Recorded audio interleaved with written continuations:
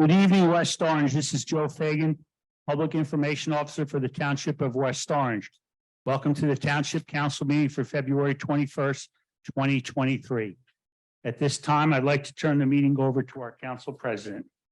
Good evening, West Orange. I am Tammy Williams, Council President, and this is meeting 6 of the Township of West Orange Council Conference meeting agenda. I would like to ask my colleagues' permission. We initially had scheduled that we would do the football proclamation first, but with your permission, I'd like to do a special presentation that I would like them to see. Sure. Yes. Thank you. At this time, I'd like to ask Ms. Yvonne Nambi Roach if she would, I'm sorry. Yeah. After I have our clerk of court, see, in my excitement, I forgot to have our clerk of court read our general announcement. This is to inform the general public that this meeting is being held in compliance with Section 5 of the Open Public Meetings Act, Chapter 231, Public Law 1975.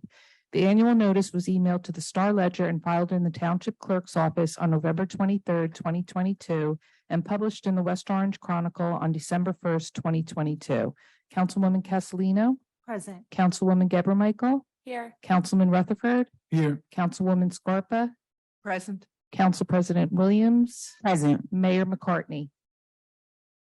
Thank you. And now if I can have Mrs. Yvonne Nambi Roach, please approach the podium.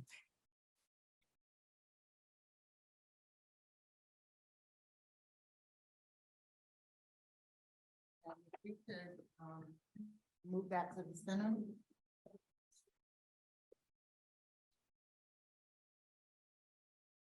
Mike is okay? Yes. Some time ago at one of our meetings, Althea Tweeten brought up an incident where she and a group of young people were touring this building. And at the end of the tour, some noted that the display of past presidents was impressive, but in their hearts, they felt something was missing. They wanted to know why wasn't there a representation of President Obama on these walls. You see, young minds are extremely impressive, and we must nurture them with images that reflect that they too are important. So we at the West Orange African Heritage Organization felt it was our duty, our responsibility, and an obligation to try to do something about it. Greetings, Honorable Mayor McCartney, Madam President, and esteemed venerable members of the board. We, the members of the West Orange Heritage Organization, are extremely proud on this day in February, the 21st day of Black History Month, to carry out Carter G. Woodson's 3 primary goals when he instituted this program in the year of 1915. First, he wanted to promote an appreciation for the life and history of Black Americans. Secondly, he wanted to encourage an understanding of our present status. And lastly, he wanted to enrich the promise of the future. And in keeping with these ideas of Black History Month, we are charged with the obligation of promoting an appreciation of our history, of encouraging our youth to be their best, and of honoring the historical contributions of our history makers. And so we commissioned a local artist, Mr. Michael Roach, to render an image for our posterity of our one and only Black president. And so with that as our intention, the West Orange African Heritage Organization is presenting for our posterity and reverence a gift to our beloved city of West Orange, a portrait of the 44th president of our country, President Barack Obama.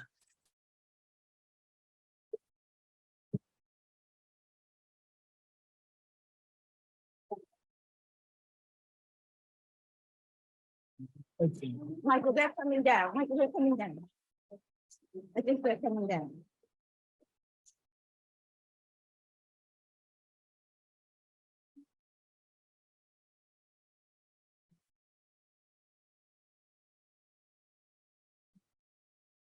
I'd like our members that are here to come up and share in this picture?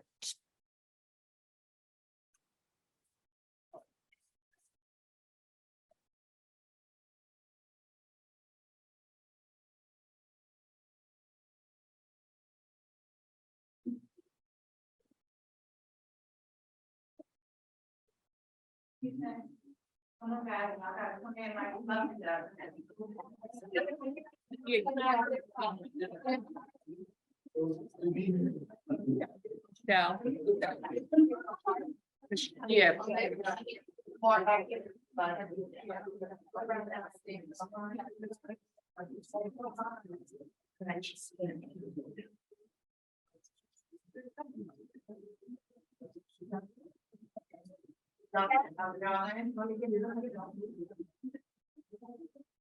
This way.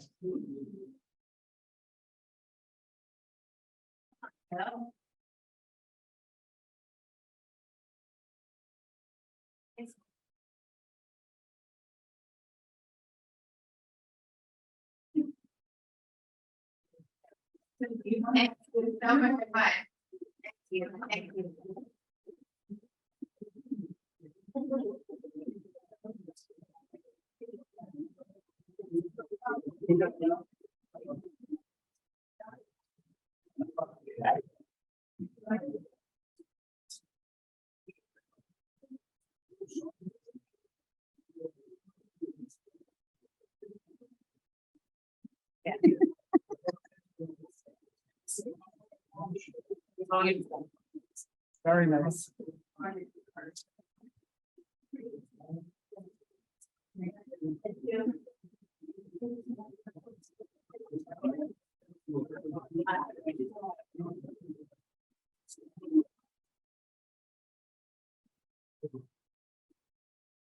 It is my privilege and pleasure to just, with the utmost humility, just thank the West Orange African Heritage Organization and specifically you, Mr. Roach, for this generous,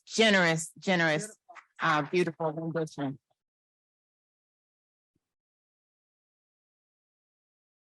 And then, as we continue the celebration,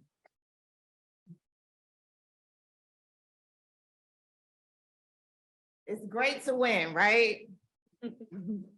But it's no place like first place. It's no place like first place. And nobody ever remembers who came in second. So without any further ado, it is time for us, the Township of West Orange, to recognize our own. So,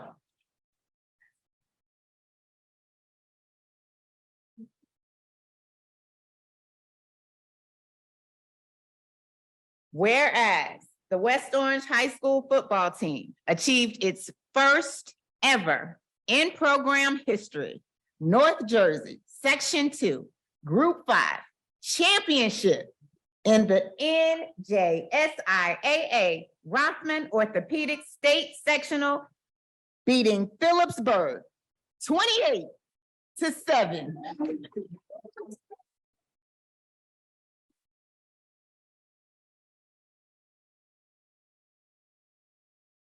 On November 10th, 2022, in Phillipsburg, New Jersey. And whereas in this year's state tournament competition, the number 6 seeded West Orange High School football team, the Mountaineers, first defeated Watchung High School 18-10, and then Ridgewood High School 34-31, before defeating number 1 seeded Phillipsburg High School in the North Jersey Section 2 Group 5 state championship game. And whereas during its memorable season, the West Orange High School football team won their first championship in school history while compiling an outstanding record of victories. And whereas the West Orange High School varsity football team is comprised of the following members: Miles Adams, Karan Ali, Jensley August,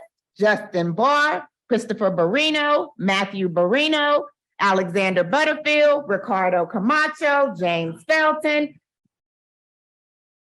Ian Gaynor, Samuel Godinez, Brandon Green, Carlos Enriquez, Rael Hunter, Christian Jean Giles, Jake Jeffrey, Jarvis Jones, Emmanuel Kale, Sabora Karim, Justin Larneman, Mason Malley, Ryan McFadden, Ryan Morris, Aljamir Newsome, Elijah Penn, Isaiah Pena, Wesley Robles, Kesley Ramillion, Miles Sneed, Raza Stanley, Amir Stewart, Jay Straker, Jensen Tanuzi, Jonathan Vincent, Adonis White, Terrell Relong, Jakai Williams, and Jakai Wimberly.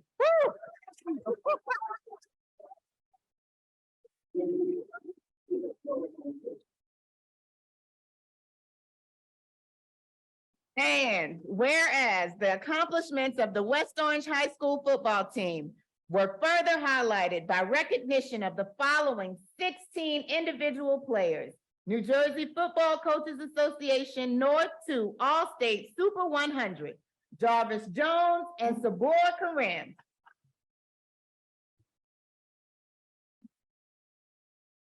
All-State First Team, Sabora Karim. All-State Second Team, Jensley August. All-Group First Team, Sabora Karim. All-Group Second Team, Jensley August. All-Group Third Team, Miles Sneed. Super Essex Conference First Team, All-Conference, Jarvis Jones, Miles Sneed, Sabora Karim, Jay Straker, Mason Malloy, Amir Stewart, Jeffrey August, and Terrell Wilfong. Second Team, All-Conference, Jake Jaffe, Chris Berman, Leon Gaynor, Jakai Williams, Ricardo Camacho, and Brandon Green. And whereas the West Orange High School football team was coached by head coach Darnell Grant.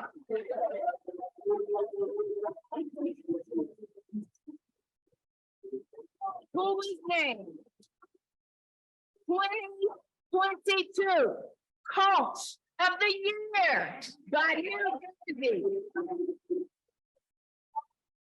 Super Football Conference, and assistant coaches Cyrus Harbin, William King, Joseph Anderson, Kevin Cousins, Jephthah Derrick, Richard Porter, Brian Green, Mark Haley, Abdul Hanks, Raymond Johnson, Donald Massey, Andrew Mazarek, Pete Piscarelli, Andrew Rowe, Carmen Scuderi, Anthony Shaw, Mark Walker, and Emmanuel Weaver. It takes a village, y'all. The team also received administrative support from the West Orange Superintendent, Assistant Superintendent Hayden Moore, Principal Oscar Guerrero, and Acting Athletic Director Stephen Zakella.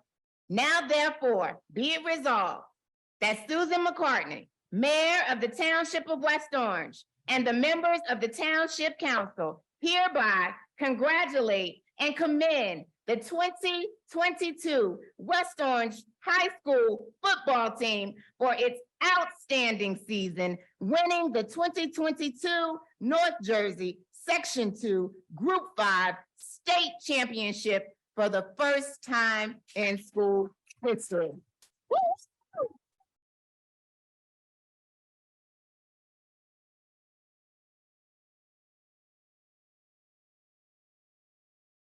Would the members of the West Orange High School football team please stand?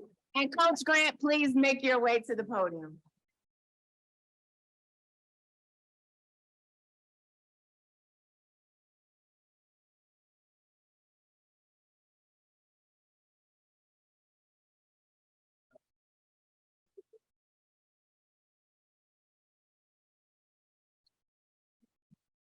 It just doesn't stop. It doesn't stop. It absolutely doesn't stop. Good evening, everyone. My name is Shana Milius. I'm from Congressman Donald Payne Jr.'s office. So I'm not going to take her shine in regards to the reading, but I just wanted to present this to you, Coach. This is from Congressman Donald Payne Jr. It's a proclamation in regards to your honor. And just for some funny jokes, I used to play basketball and we won the state champion, but that was like 30 years ago. So congratulations to all of you guys.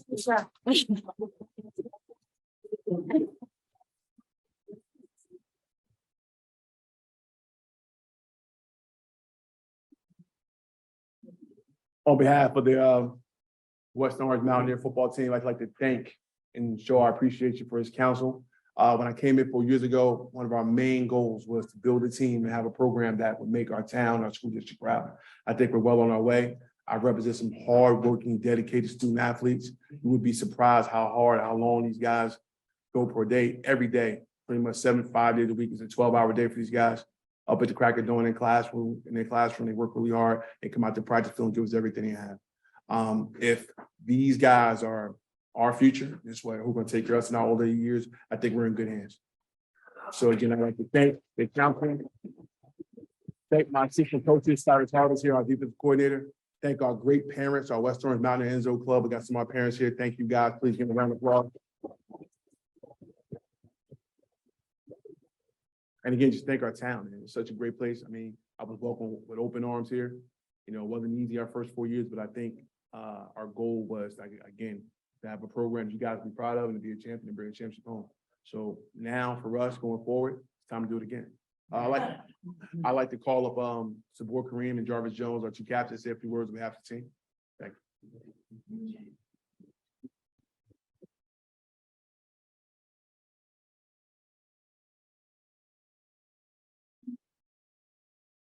We just want to say thank you. We appreciate all the love and support that you guys showed throughout the season. And it wouldn't be the same, it wouldn't feel the same, and it wouldn't have been, you know, the same experience if it wasn't for you guys. So we say thank you, and we appreciate you.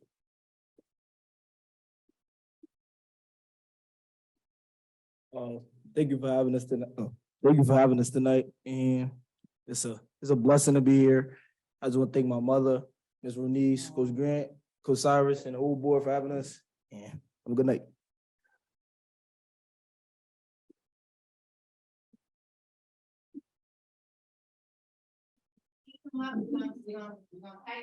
And also these young men representing West Orange, Sabor represents at the University of Illinois and Jarvis at University of Connecticut. Yeah, Sam, have them come around here. All right, Zach. Around the back of the table as well.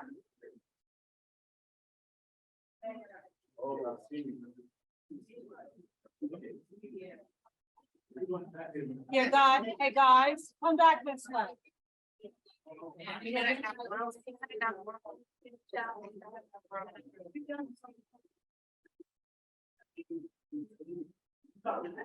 I'm making out. All right.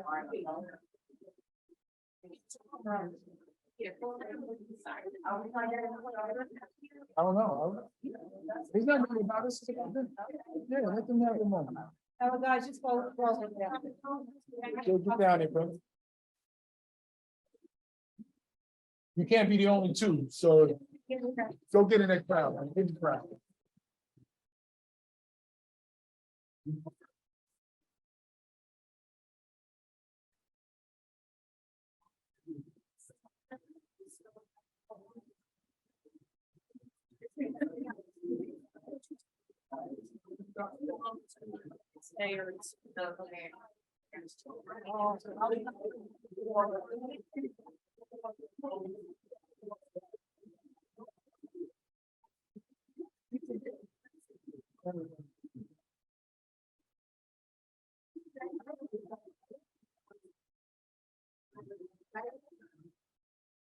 One, 2, 3, more. 1, 2, 3. Everybody look this way one time.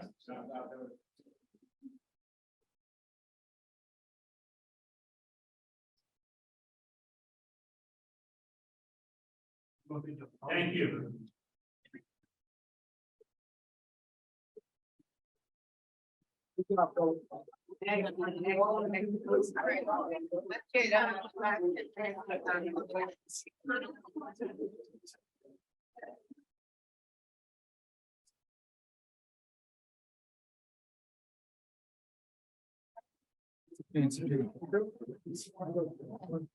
Green fence. Yeah, it looks like you might be able to do a magic spell. Yeah, that is cool.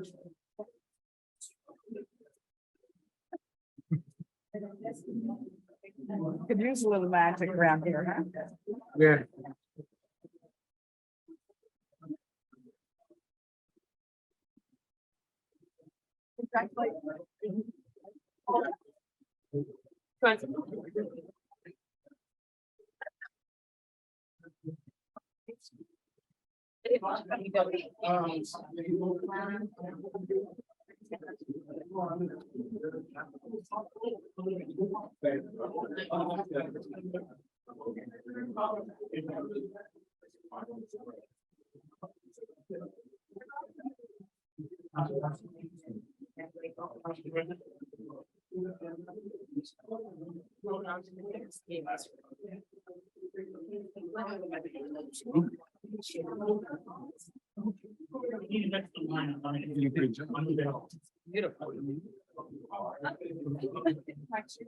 Thank you all so much. You all have a good evening.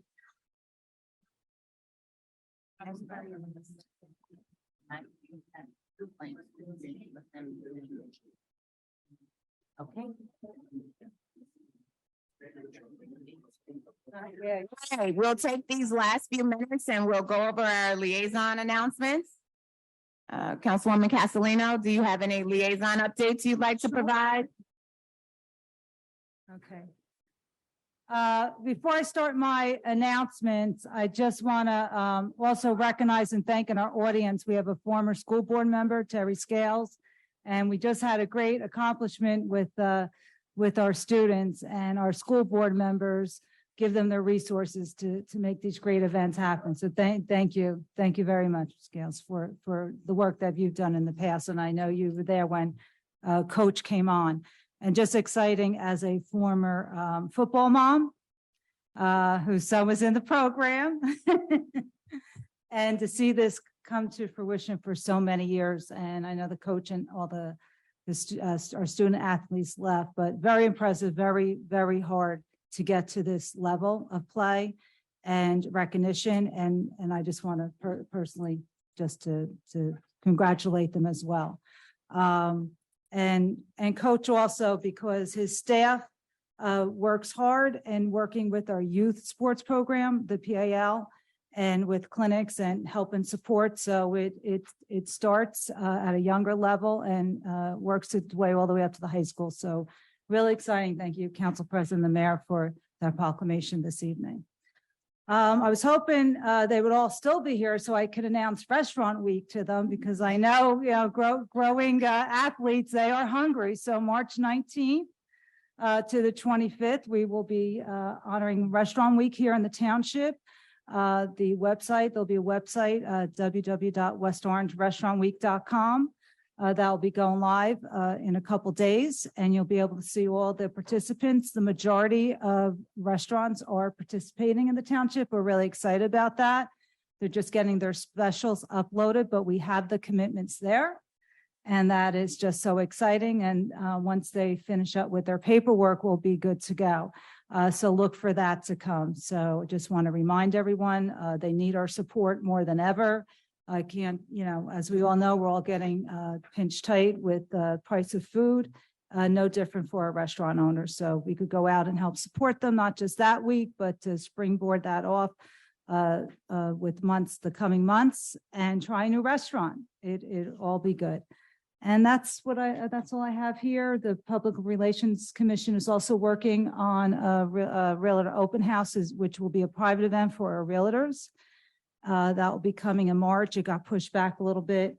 We have some materials that got delayed with filming. We're updating a presentation from our mayor. So we look forward to that getting completed, and we'll be ready to go with that event. And I'll announce that soon. And all of you will be invited to that as well. Thank you, Council President. Thank you, Councilwoman Deborah Michael. Good evening. I echo Councilwoman Castellino's sentiments. Congratulations to the high school football team as a fellow graduate 07. Makes me very proud. I have one council liaison announcement. The Arts Council is honored to present to the community the Diva Difference, Sisters with Voices, Unabashedly Bold, Unapologetically Black, an art exhibition every Saturday, 12 to 4, and Sunday, 12 to 3, through March 4th at the West Orange Arts Center located at 551 Valley Road in town. On Saturday, the Essex County Lynx are sponsoring the gallery. And on Sunday, the West Orange Human Relations Commission is providing the refreshments. So please come out and pay tribute to these outstanding Black women performing artists who stood up and spoke out against injustice. Thank you. Councilman Rutherford. Thank you, Council President. This week, or last week rather, joint meeting met again, and it is reported today that all of the financing we've been voting on, we've had to pay our fair share of the debt offering to do the flood mitigation around the joint meeting. All of that work has been done and closed on, so that part is finalized. I don't know how soon construction will continue because some phases have already been done. But the good news is that we are in good stead. We survived last year without any real issues with regard to flooding. We expect to do so again this year.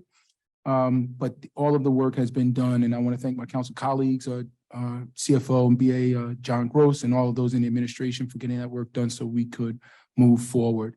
I wanted to say a quick thing on Black History Month. As the president of the West Orange African Heritage Organization noted, Carter G. Woodson had some plans for what was then Black History, I believe, Week. I think it started as a week. And a part of that is writing our own narrative. And the 3 points that she highlighted in her address to us talks about really African Americans claiming their own narrative. For too long, folks have told our story for us. And tonight, actually, on multiple levels, was evidence of what Carter G. Woodson wanted so many years ago. In addition to having President Barack Obama's portrait hanging in Town Hall in West Orange, it was painted by an African American artist. It is received, the gift is received at a time when you have probably the most diverse town council in the history of this town. And it is a way to kind of talk to, you know, who we are. Follow that with Coach Grant and the work that he and his team have done at the high school with this football team, making history last year, winning our first championship. And those 4 years, and he said it was, there was some rough points in those 4 years. They certainly were not easy. They weren't without sacrifice. But what he is doing with those young men and with that program is writing a new story for West Orange athletics, in particular, the football program. So I found both of those things to be striking, given the commentary that Yvonne Nambe Roach gave in the offering of the gift to the town. So thank you for allowing me that moment to just put that as a part of the record. I think what we're doing here is important work. And for these young men to see people that look like them sitting on this town council certainly means a lot to them. I know some of those parents and some of the kids too, and it means a lot to their parents as well. So thank you guys for doing this publicly. They do deserve that accolade. They do deserve to be highlighted because they are history makers. And my hope and my prayer is that they will continue to go on throughout life, making history in whatever spaces they go in. Last thing I want to say about that. What we did not acknowledge is that many of them have received scholarships to college. Not only is that a blessing to the parents who don't have to pay that bill, but it's a blessing to the program. It shows what this program can produce and what it has produced. So my hat goes off to all of those involved, from the athletic director and the Board of Ed, all the way down to the volunteers that are students. They've helped us take advantage of some of the resources here, organize those in a way that has made a real difference in some of these families' lives, and that should be highlighted as well. Most of them will not play professional football, but many of those students that certainly are going to college, they may not have gone for free had it not been for athletics. So again, my hat goes off to all involved. Thank you, Council President. Thank you. Councilwoman Scarborough. Oh, one more thing. Yes, certainly. Tomorrow night, Wednesday, February 22nd, I believe, and I haven't gotten all the details. We have our first economic development for the year. Please go to the township website for additional details. Hope to see you guys there. Thank you, Council President. Thank you. Yeah, I want to congratulate all the young men for a fabulous job. And what I had planned on talking about tonight was how they got to this point. On Sunday, I attended a wonderful and very important film directed by Brent Scott, the vice president of the African Heritage Organization. It was called Heroes Among Us, and it chronicled the decades of struggle to provide this level of education and opportunities for our young people. As an educator at Washington School, I was very much keenly aware of the plight of disadvantaged children in our community, and I've spent a couple of decades myself advocating for those kids. When Yvonne, president of the African Heritage Organization, had posed the question, how do we as a community know we are okay? How do we know we're healthy? Her answer was, we ask the children. Look at the plight of the children, and this really resonated with me. It made me realize how important it is for all of us to see this film, for us to make it widely available to all members of our community, particularly since the question is so germane to many of the reasons that we have been exploring the role of the children in this moment of time in our community. And the health and well-being of our children has been center stage. When the keynote speaker, Nia Gill, gave a beautiful account of the friendship between Rabbi Prince and Dr. Martin Luther King over the decades, it hit home in a very personal way for me, because uniting our community has been a goal of mine for quite some time. But it was the incredible poem of Micaiah Rivera of West Orange High School that brought the tears to my eyes. I would like to see this magnificently talented woman deliver the performance and deliver that poem for us at one of our meetings. It was a reminder to all of us the responsibility we have as a community to nurture our children and develop each and every one of their unique potentials. So thank you, Yvonne and Brent, for an incredible, beautiful movie that I hope will inspire our community.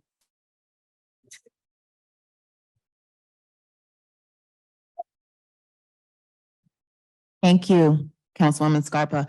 In the interest of time, I am going to defer my liaison announcements to later on in the agenda and close the conference agenda, and we will call the public meeting to order.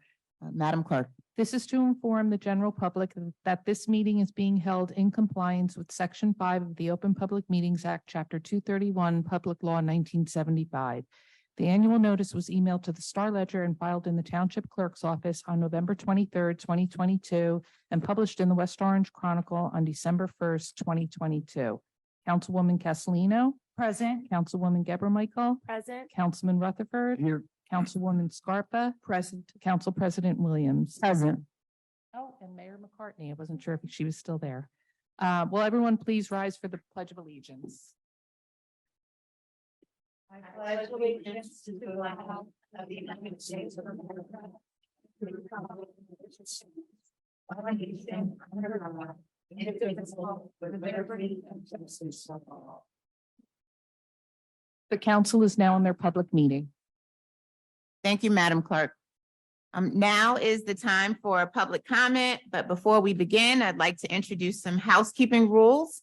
For those who may not be familiar with our practice, the conference agenda begins at 6:30, and then we do proclamations, awards, ceremonial events, which you all just observed, and public meeting begins at 7 with public comment. During public comment, please speak into the microphone. Before you begin, state your name and address for the record, and you have 5 minutes to voice your concerns. We encourage public comment, but we also encourage residents to communicate via email and telephone to us as your elected officials. I am hopeful that public comment isn't going to be your sole source of civic engagement. Please reach out to us with your concerns so that we can address them collectively. We seek to make West Orange the best she can be, but it takes each of us to be the change we want to see this year. We begin our public comment with our Public Information Officer, Mr. Fagan. Thank you, Council President. I have a few brief announcements to make this evening. I'm pleased to announce that TV 3645 is back on air. You can check out the website to see the programming dates. And also there's information here to contact the station manager. And this information is on our website. I know it's only February, the end of February, but I want to bring public. We have Shredding Day coming up in April, and it's important to notice because several people said they wanted advance notice to get their documents ready. This information is on the website, and it won't happen again till October. So please, now is the time to start gathering those documents for shredding at the West Orange Environmental Center on Sunday, April 23rd. Also, office hours for Mayor Susan McCartney will begin on March 2nd in Town Hall. No appointment is necessary. The public is, all the public is welcome to stop by and talk with the mayor, and you can come in and discuss your concerns and ideas. And there are upcoming dates, and they will also be noticed on our website. I have this picture here.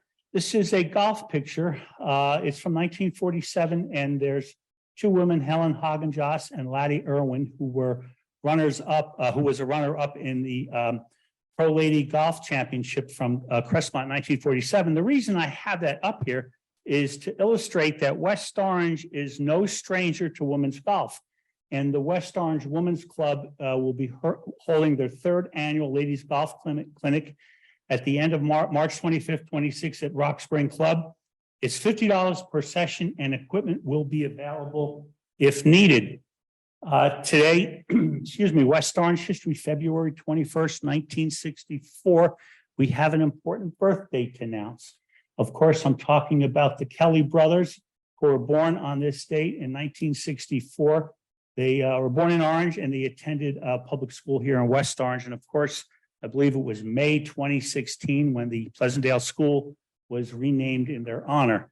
As was mentioned before, the council can be, the email for the council is council@westorange.org. You email all the council members if you have any questions or concern. And certainly this is my contact information if anybody wants to reach out for any further information seen in tonight's report. Thank you very much, Council President. That concludes my report. Thank you, Mr. Fagan. Is there anyone who would like to approach the podium for public comment? Yes, please do.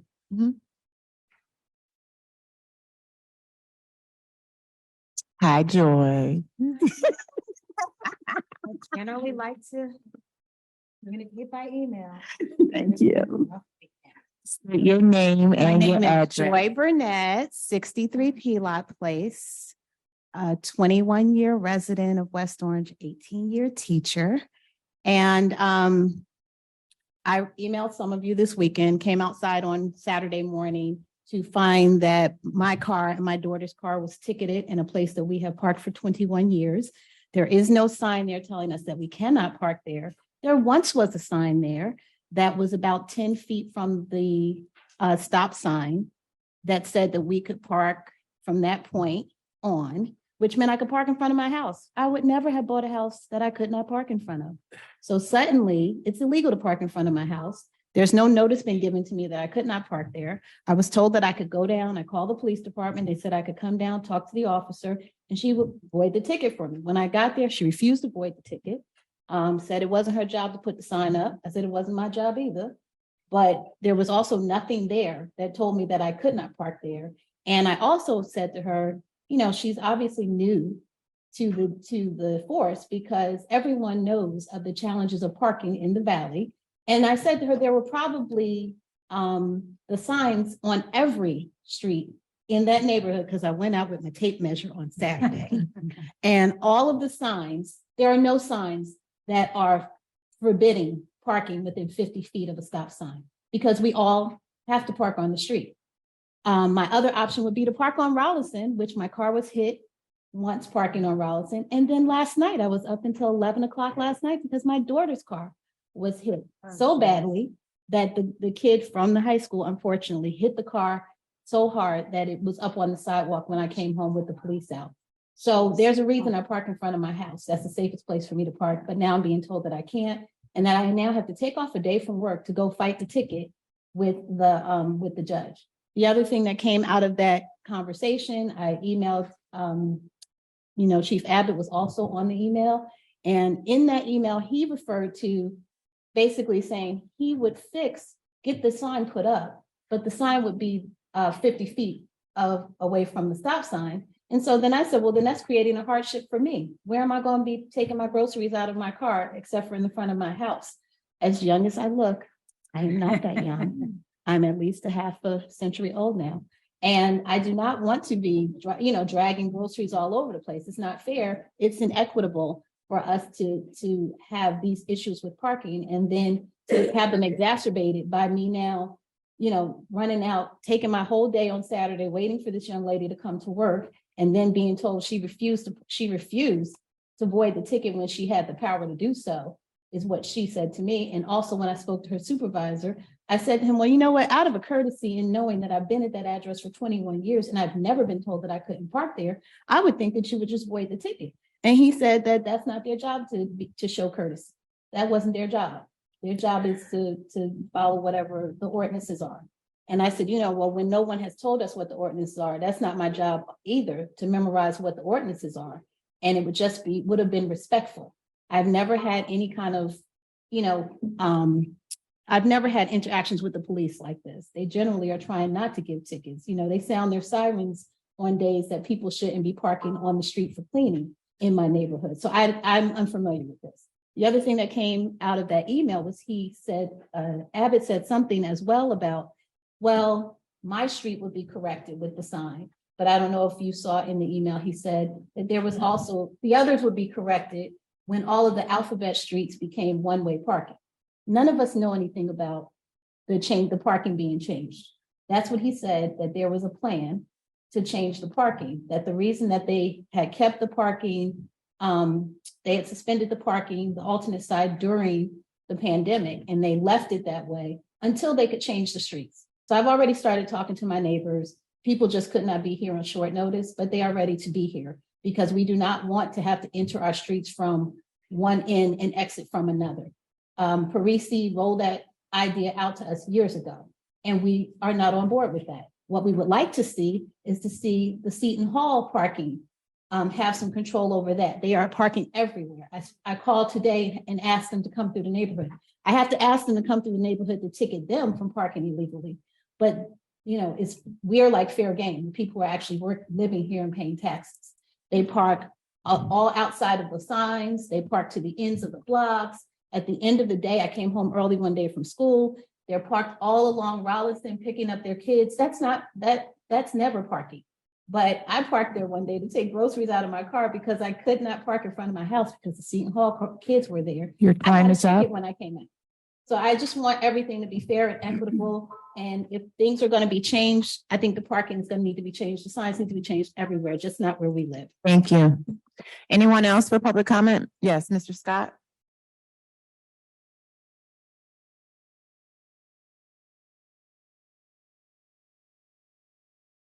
Good evening, Brent Draper Scott, 75 Nestor Road. Tonight, I just want to give a lot of thank yous to a lot of people. I want to thank everyone who participated in the making of the film Heroes Among Us, especially my students, Azadi Diabusha from Hunter College Film School, and Yadira Barrios, a graduating senior at Mercy College in the School of Media Arts.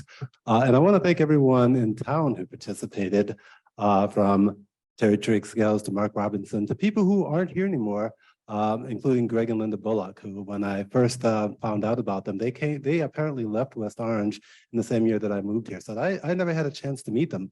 But when I called them, they were both so wonderful that they agreed to do the film via Zoom. And the first thing Greg told me was that Susan McCartney was a very good friend of his. And I think I whispered that to you at the inauguration, and he told me to say hello and congratulations to you. But I really want to thank everyone who came out. It was a very good event. I want to thank Senator Gill for being our keynote speaker. I want to thank the council president for coming out. Thank you, Tammy Williams, and thank you, Councilwoman Scarpa, for coming out. Thank you so very much. It was a labor of love for me to make the film. We started Black History Month last year with the filming and the writing of the possible script for what we would cover and how we would cover it. And it actually took us a year to make it, to reach out to people and to interview them. And it was a labor of love because, as the Pulitzer Prize winning novelist Toni Morrison wrote, if the book you want to read hasn't been written, then you have to write it yourself. And as Councilman Rutherford mentioned, our narratives have to be told by us, not by others. And that's what I wanted to do. This organization that I'm blessed to be a member of for the past 8 years has done wonderful things. They've given nearly $150,000 in scholarship money to high school seniors to go to college through the tutoring program that was started in the home of Drs. Marie Sangos and her husband, Dr. Louis Sangos, pardon me. They started this in their home, and it's now in 5 West Orange schools for elementary school children, and that's wonderful. And as Mark Robertson notes in the film, it's not just for Black kids or for African-American kids, it's for all kids. I'm just blessed to be in an organization that in 25 years has done so very much. And I hope that I can, in my way, do something going forward like that. I also want to call out someone. I want to thank Diana Chandler, who works as the development planner for the zoning board, of which I'm now a member. She does a tremendous job. She has brought me up to speed on so many things that I had to vote on because it's a quasi-judicial board, and I had to swear affidavits that I'd listened to the testimony, read all the testimonies of meetings that I had not been able to attend when I wasn't a member. And she got me signed up for the mandatory state requirement course. So I really want to call out Diana Chandler for doing such a wonderful job with the zoning board. And finally, I want to thank Councilwoman Scarpa, Susan Scarpa, for appointing me to the zoning board. Thank you, Councilwoman Scarpa. Thank you. Thank you, Mr. Scott. Anyone else for public comment? Yes, please come forward. Ms. Lefkowitz, correct?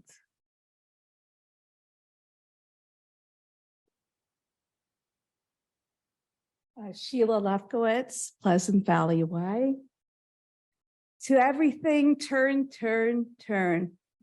There is a season, turn, turn, turn, and a time to every purpose under the heaven.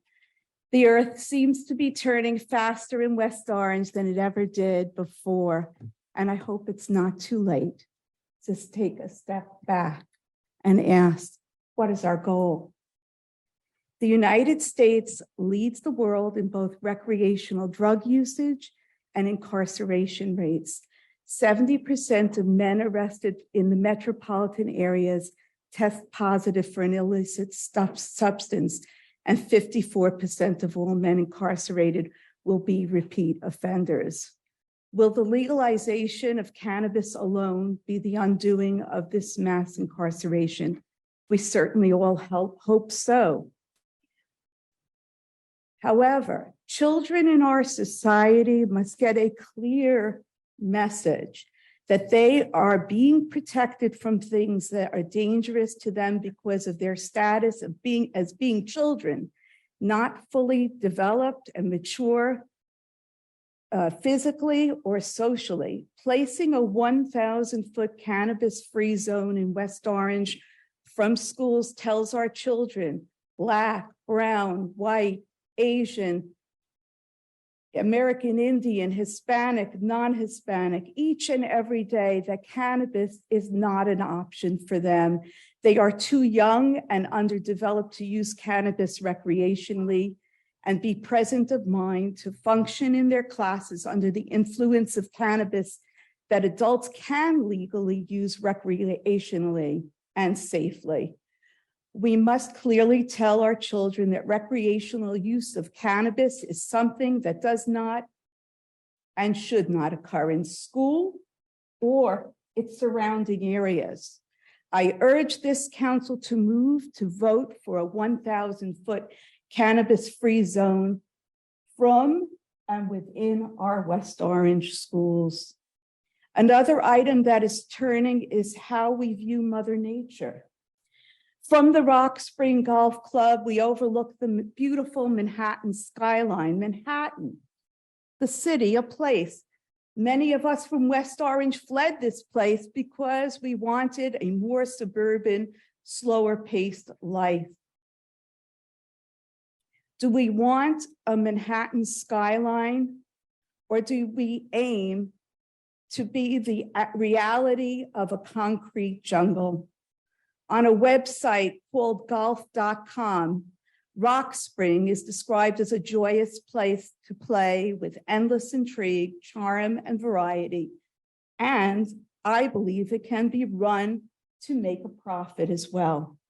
For those who purchased homes near Rock Spring, they purchased homes where they could view the beautiful landscape. What man built is beautiful in some way, and we want to admire it. But those residents near Rock Spring have also chosen to live in an area that is immediately nearby green and open spaces with lakes and trees and populated by wildlife. Homes abutting the golf course are more valuable for that reason. Are we changing our goal here, West Orange? Do we want a concrete jungle right here in West Orange? Do we want townhomes that will require the town to build new and expensive sewerage systems at the taxpayers' expense, while developers will reap the profit of real estate sales, and existing residents will have no choice but to live in overly densely populated areas? Please do not develop Rock Spring with residential townhomes. Preserve the open space, preserve the original vision and zoning for the existing homes near Rock Springs. We are not professional experts. Let's hire a town planner. A time to build up, a time to break down, a time for love, a time for hate, a time for peace. I swear it's not too late. Turn, turn, turn. Thank you, Ms. Lefkowitz. Anyone else in council chambers? Yes, Ms. Griggs. Triggs, Scales. Try again. Thank you. Good evening, Terry Triggs Scales, 85 Clarkin Drive. It occurred to me that the last time I spoke to the council, the only council person was Castellino, Councilwoman Castellino. So I'm going to do this for the benefit of the rest of the council. As I said, I live on Clarkin Drive, and that's Crystal Wood. So, you know, that's right there across from Mayfair Farms and the corners of Eagle Rock and Prospect, which I was told is one of the busiest intersections in Essex County. It's also one of the most dangerous now that CVS is there. So I just want to go on record that I have shared my concerns with this current council. So what happens, people cut through CVS to bypass the light. And someone is going to get hurt, a pedestrian who is just going into CVS or coming out of CVS. And I'm really concerned about that. You know that when you make that left turn onto, I'm bad with directions, so I'm going to give you landmarks. So when you make the left at CVS going down Eagle Rock, that's a no left turn. There's a sign there that says no left turn. Well, everybody stops there and makes the left turn. Now, the last council told me it's not our problem, it's county. I spoke to one of the freeholders at the time, and he invited me to come to a meeting and explain it. Why must I go somewhere and explain it? So I'm laying this with you and hoping that we'll be able to do a traffic study, do something before someone is seriously hurt. Okay, that's my message. Thank you. Thank you very much. But before she goes, just for clarity, Ms. Triggs Scales, which is this left turn you're talking about where there's a no left turn? You're coming over Prospect, coming to No, Prospect. but there's a street there behind CVS. Yeah. Yes. And that's, you know, you make the right to go into Whole Foods. And Across from, left, Across the- there's a sign there that says no left turn. You know, it's got the signal with the slash through it. Woodhull, that's it. Woodhull, okay, That's it. got it, thank you. Oh, hold on one second. Yes, in the pink, yes.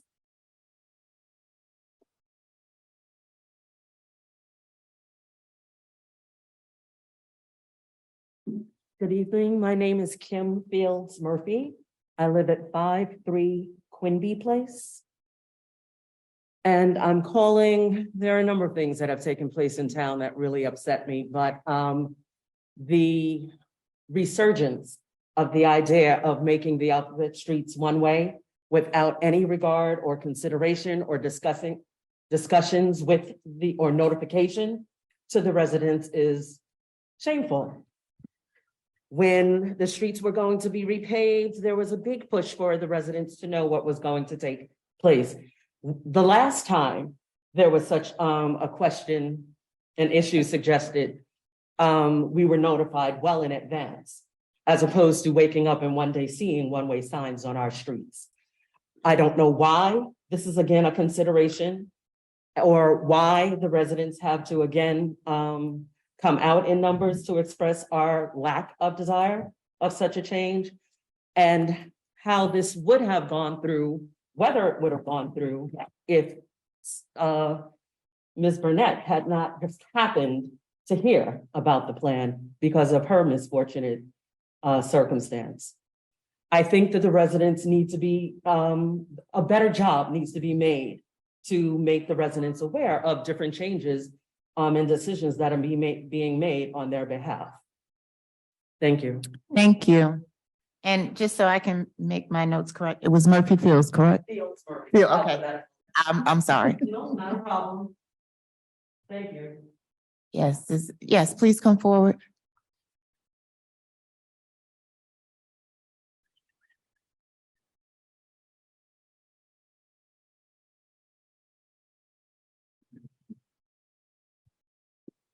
Hi, Mark Meyerowitz, 19 Howell Drive.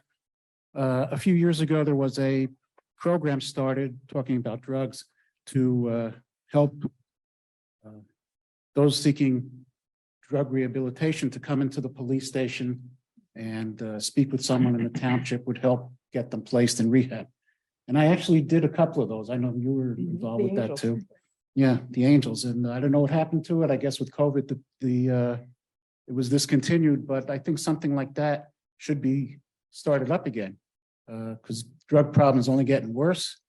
We have the open borders down south where drugs are flowing in like crazy, and we shouldn't let people in our community or in the local area. We should do everything we can to help them to get them off drugs. And if people are willing to, go into rehab, and it's not an easy decision, but we could help them do it and make the process a little bit easier for them by speaking to them one-on-one, not with legalese and not with police, watching over their shoulders. So please think about that. It's a good program. It could help people, and there are people in the community who'd be willing to volunteer for that. Thank you. Thank you. Madam Mayor, did you want to come now, or do you want to hear what anyone else in the hall may want to? Okay, so we'll.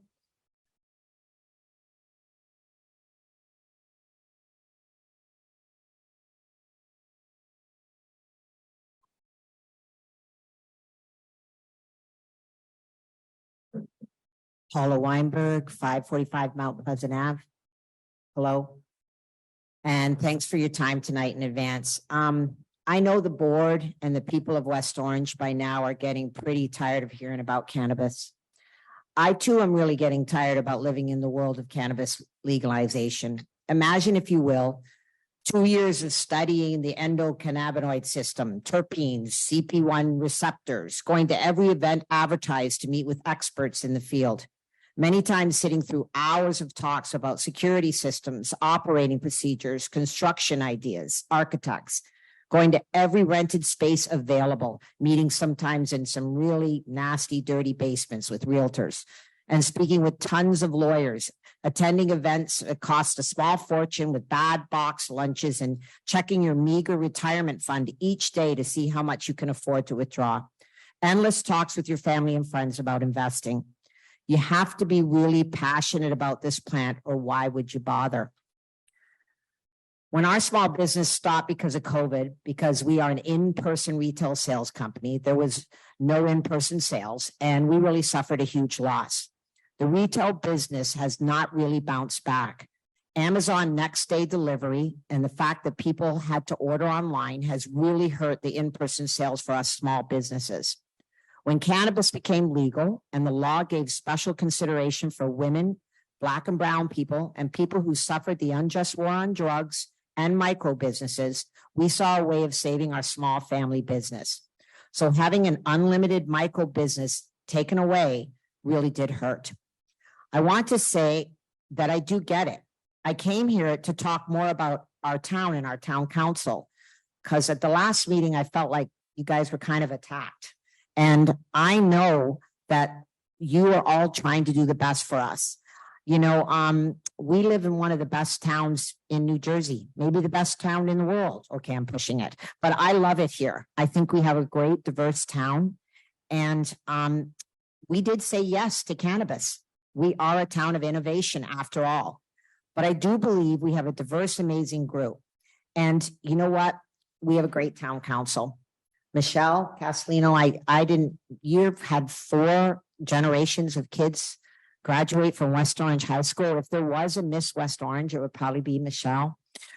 Tammy Williams, when I first met you at an event for the CJ Morgan Foundation, I was introduced to her and I asked her why we should vote for her. And after talking with her for a few minutes and hearing her passion for our town, she must have impressed us because we did vote for her. And Bill Rutherford, you know, first of all, my brother-in-law is part of the same fraternity and he claims you have to be a good man to get in. But he's a man that's always been involved in community service, a pastor and an example to young people in town. And Ezermit, I'm going to say your last name wrong, probably Gabramichael, sorry. You're new to the council, but you've been in government for nearly 10 years. And among other services, you managed the call center for COVID. Couldn't have been easy. We're lucky to have you. Susan Scarpa, again, new to the council. And I can tell you from experience, if you email Susan, she'll get back to you. And she's looking after our special needs children, and we're lucky to have her service. I also want to mention a shout out to Cindy Mew Brown because her hard work for her support for micro businesses in the cannabis space. I also think we may have the greatest police chief, Abbott. Yeah, and you know, I understand that everybody here is doing the best they can for West Orange because we are the best town. But remember, 86 years of prohibition and a fear about a plant being brainwashed into our society. I get it that many of your constituents are afraid of this new world we are entering. The only thing that stops our town from being the best perfect town that we can be is the fact that we need more businesses to help here with the tax burden. Cannabis can do that for us. More people shopping here, more people eating in our town, more people visiting is good.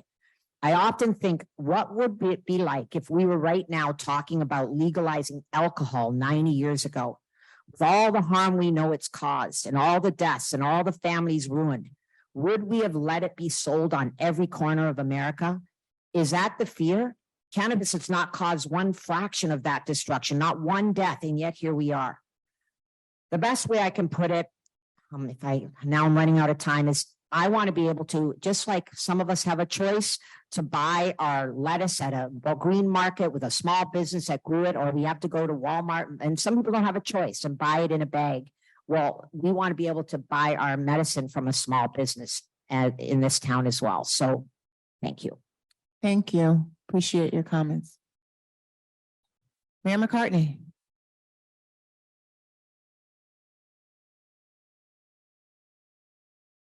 So good evening. I wanted to say, Paul, that was like a breath of fresh air. That's not common for the town council. So thank you for those words. And thank you for letting me wait so I could hear that. I really came to talk about the library. I came to say thank you for recognizing that football team.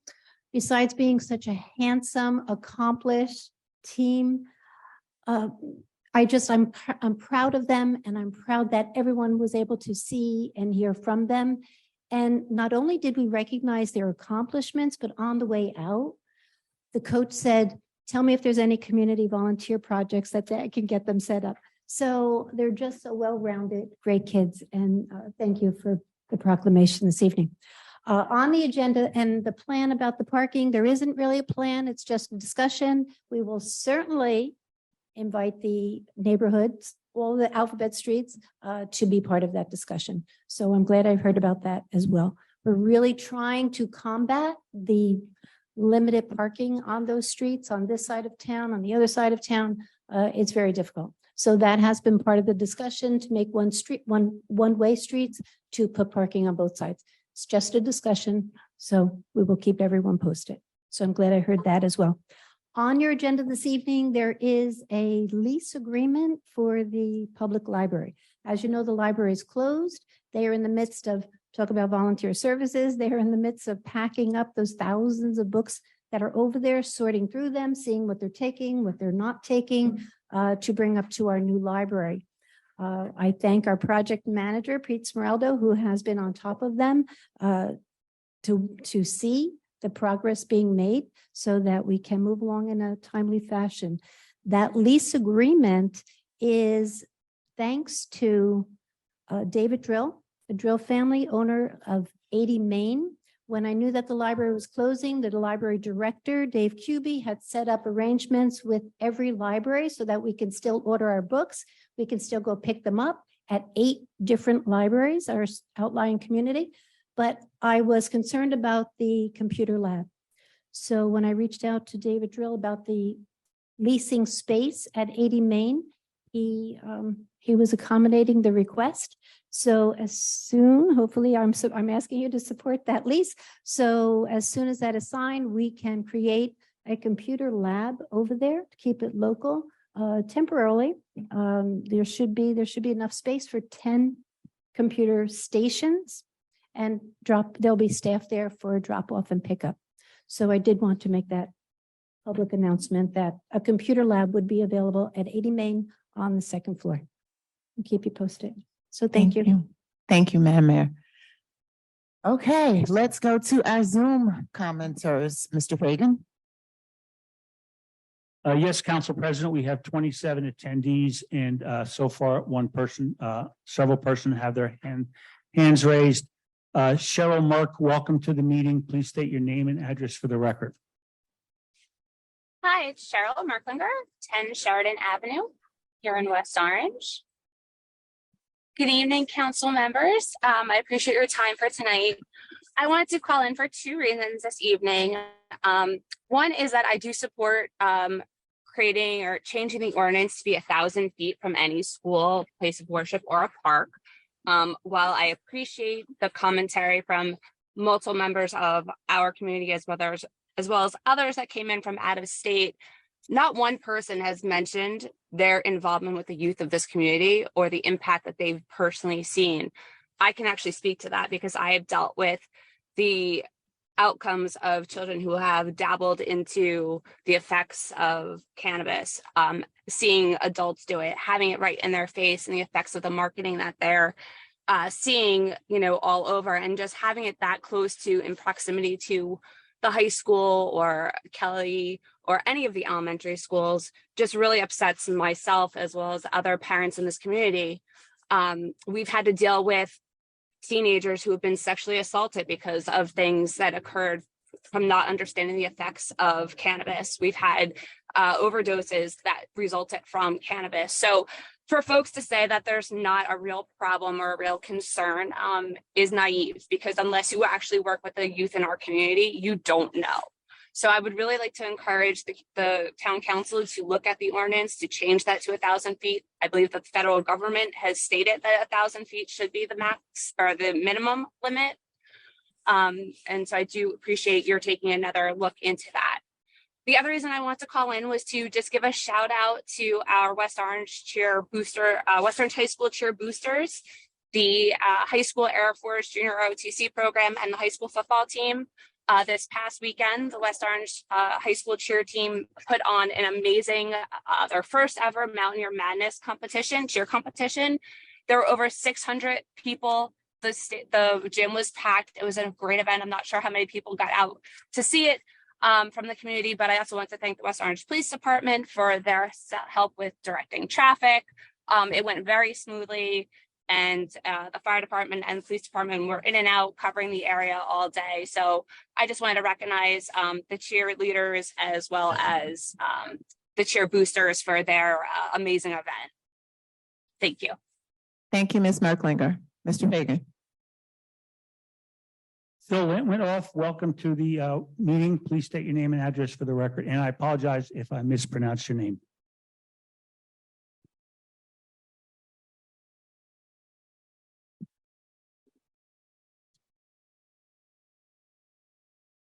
Phil, can you hear us?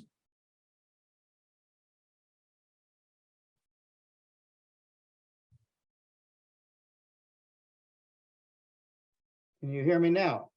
Yes, please state your name and address for the record. I'm sorry, I didn't realize the mute was on. My name is Philip Litwinoff. I live at 11 Linden Avenue. I'm sorry, can you please repeat that? The name is Philip Litwinoff. It's Litwinoff. Address is 11 Linden Avenue. Thank you. Okay. I want to thank the council for permitting me to speak. I have two items I would like to bring before the council tonight or make comments on. One is that you discussed at the prior meeting the discussion of term limits for the zoning board, and I believe you were also starting to consider the planning board in that as well. I listened last week. I listened to Mr. Trank's comments, and I have no argument with the work that Mr. the chairman has done for the zoning board. However, once again, I want to point out that number one, you're trying to change retroactively a problem with a violation of the rules that the zoning board works in. The second is that the township, the members or the residents of West Orange have a right to have independence of thought in running the various councils. And if you permit term limits to be eliminated, you permit one person to have autocratic control over everything that goes on. And I think that's wrong. I thank Councilwoman Scarpa for voting against it last week, and I urge all the members to vote against it when it comes up again, if it's tonight. The second item is I received an email regarding the Crestmont Country Club. Now, for background, as you all know on the council, on September 10th, 2021, West Orange purchased roughly 90 acres of land from Crestmont Country Club for a $4.5 million purchase price. The township had a 10 calendar day environmental survey right. I don't know if that was done, and I would like the council to respond to it because, as I understand it, the motion for tonight, or at this next meeting, the next time it comes up, is for the mayor to be given the authority to sign a contract with an environmental protection agency or a company, Matrix, I believe, to review the charges that we've been faced with from the Department of Environmental Protection. I think this is a terrible surprise for the taxpayers of West Orange to find out after purchasing property, which was in concept great for Green Acres, will now possibly cost the township, huge amounts of money to pay. And I beg you to seriously look into the aspects of this as to whether or not Crestmont is responsible at all for this. Thank you. Thank you, Mr. Litwinoff. Mr. Fagan. Any other members of the public wishing to address the town council, please raise your hand at this time.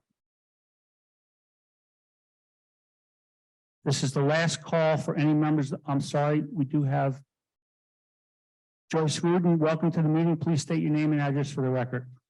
Hi, this is Joyce Rudin, 38 Woodland Avenue. I wanted to refer to what Phil Litwinoff had just spoken about in terms of term limits. And I think that Council President Tammy Williams said it actually best last week, 2 weeks ago, when she said, "You do not change the rules once the whistle has blown." And I really hope that she will heed that wise statement when we talk about term limits.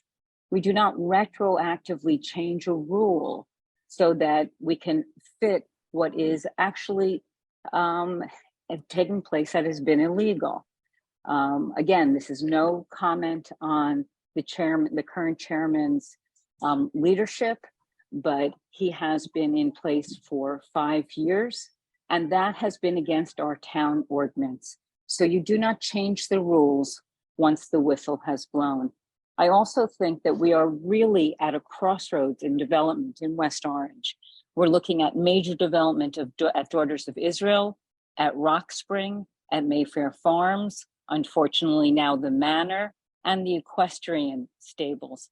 I urge this council to make a moratorium on all development until there is a full-time licensed planner on board in West Orange.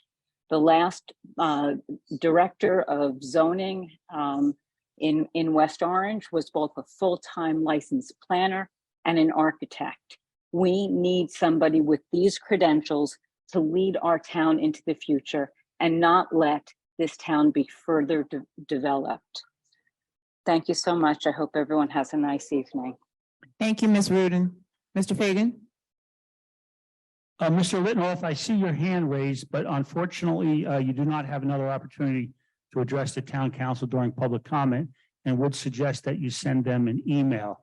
Is there any other member of the Zoom audience that wishes to address the town council at this time? Council President, as I said, Mr. Litnoff had his hand up, but would you please give out the address for the email address so he may send an email if he wishes. Yes, Mr. Litwinoff, we only allow public comment for one session per individual. And so please feel free to email the council at council, COUNCIO @westorange.org. And we'll be happy to respond to the comments. If you would like to speak to us directly, you can look us up on the municipal website, westorange.org, and each of us has our own individual contact information if you would like to speak to anyone individually. At this time, I am closing public comment, and we will seek to respond as quickly as we can to the commentary that has been brought to us this evening by our residents. So firstly, we would like to thank everyone for coming out this evening. And thank you for taking an opportunity to share with us your concerns. As always, Mr. Fagan, thank you so much for your updates. Mr. Puglisi did not have any public comment this evening, but we do thank him, as always, for coming and joining us for our town council meeting. Ms. Burnett, I did receive your email. I did see the exchange between Chief Abbott and yourself. Again, I wanted to reiterate that I am completely unaware, as are my council colleagues, of any type of reorganization of the streets that are in your immediate vicinity. And our process would be to notify the public within 200 feet of any of those changes before anything was done. Certainly, we are aware that this was something that was brought to the neighbors in the past. And so without having neighborhood input, none of those changes would be taking place. We do apologize that you were ticketed and for the unpleasant exchange that you encountered with our first responders. And certainly we apologize that you will have to take a day off if we don't have night court before your actual court date. We do realize that you taking a day off not only impacts you, but also impacts the children in our community, as you are a teacher here in West Orange. Mr. Scott, again, thank you so very much for Heroes Among Us. It indeed appears to have been a true labor of love, and we thank your employer at Mercy College for giving you the access to have such a professional work presented on behalf of the West Orange African Heritage Organization and concerned citizens that preceded that organization. I have also suggested that as we look forward to Juneteenth, that be the film that we feature, because without knowing your history, you continue to make mistakes that you have made in the past. And that is such a rich representation of how this organization came to be. So again, thank you. Thank you to the West Orange African Heritage Organization and all those involved, again, for an outstanding Black History Month program at Roosevelt this weekend. Thank you to Ms. Lefkowitz, to Ms. Merklinger, for your commentary as far as the distance is concerned. Certainly, that is something that the administration and council will consider if there is a desire to extend the zone from 200 feet.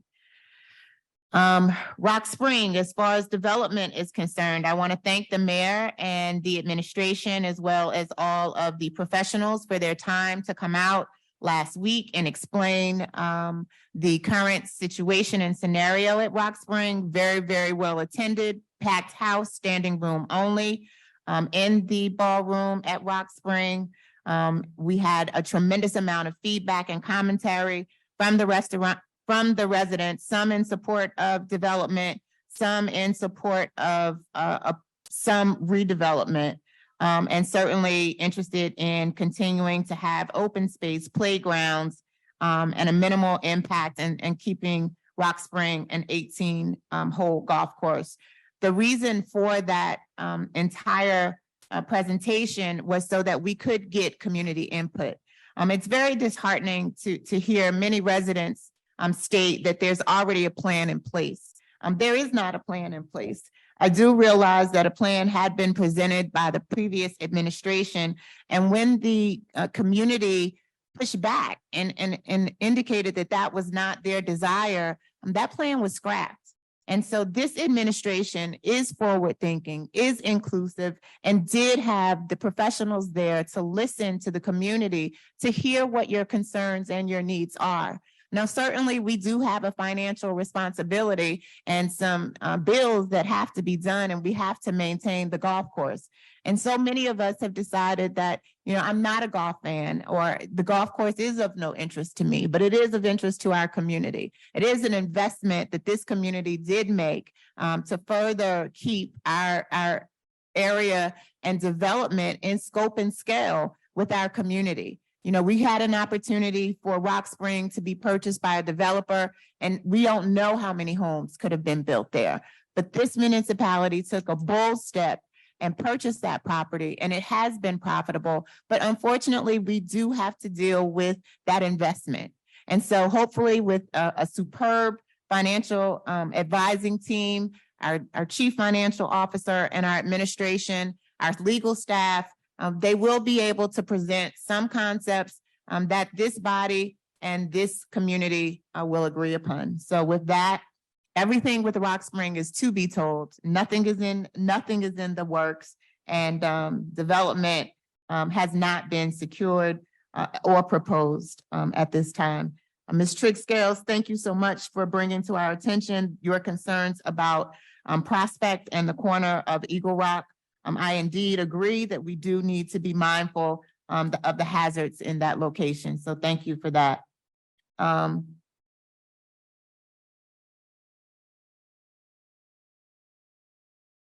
Zoning board, I do understand my comments when I said that when the horse is out of the race, when the gates have been opened, the race has to continue.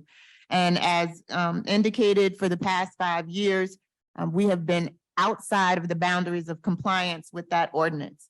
However, we have had that board self-elect their chairman. And, you know, it's going to be a hard decision. It may be a desire for this community to not rectify what has been done. But I have to appeal and state that it's a difference when a body self-elects their chair, as opposed to being appointed by the mayor or any external person.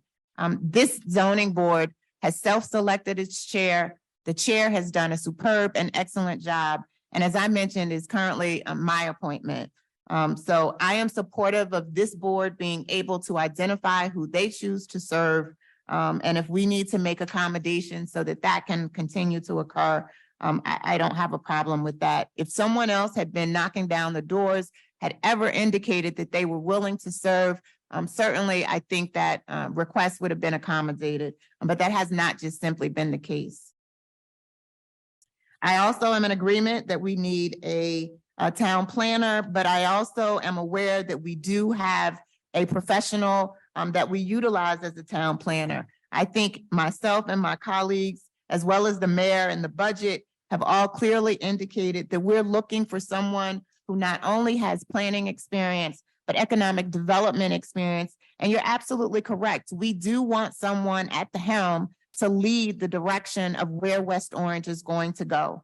You're absolutely correct. We have a lot of areas that are in need of development or potential development, and we need a vision. I have even asked, and I'm aware that we have a master plan that is revisited statutorily every 10 years. However, I've also asked if we have a strategic plan for West Orange. That can be something certainly that an economic developer or development person, director takes a look at. Where does West Orange want to be 5 years from now, 10 years from now, and even 20 years from now? So totally in agreement that these things should occur.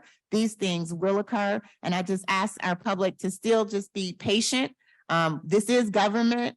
And what I have understood in my 2 years of serving for West Orange in the capacity as a councilwoman is that government takes time. It's not the time that we want it to take. Obviously, we want things to happen overnight, but unfortunately, there are guidelines, rules, regulations, and that clock doesn't always turn as quickly as we would like. So I ask for your continued patience as we identify the direction that West Orange wants to go. I ask you that you continue to be vocal and verbal and letting us know what your concerns are. This is how West Orange is going to be the best that she can be. So everyone, I thank you for your time this evening. And that is all I have as far as public comment. Councilwoman Castellino. Thank you, Council President. Nicely done, by the way. Thank you. I'll try not to repeat too much. Okay, so I'm going to start off with TV 36 and 45, finally back on the air. It's been a long time, and I know the school district has been after Comcast and following up, but we're glad to see that finally coming online, because there's many of you that can't get to the computer, enjoy it on the TV screen. So I'm glad we're able to move that forward. So thank you for that update, Mr. Fagan.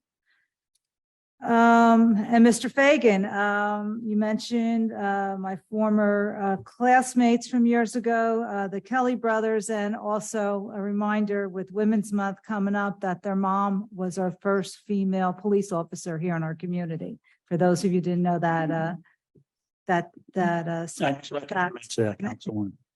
So a lot of fun facts. Miss Burnett. So I hear your, she's still here. I hear your frustration, and Mr. Gross, I hope the chief, we could look at these signs. A few weeks ago, or not even, I dealt with some parents with tickets from Seton Hall students parking up on Oak Ridge Road. And because you need permit parking up there, I think it's time we revisit not just the alphabet streets, but the whole area. I think we also need to, just so my colleagues know for Newman, so this is before my time. So prior councils from years ago on Glen and Oak Ridge, you need a permit parking to park on those streets during the daytime hours. And you're not supposed to give your pass, but it's not written on the pass to any of the students. So they can't park there during the day. It's only for the residents. But again, that forces a lot of the cars down to the alphabet streets. And so we need to revisit that. I had also asked the chief to, I'm not sure where that's at right now, to Seton Hall to see, I know they have parking arranged up at their football field, and they're supposed to have the shuttle back and forth for their students.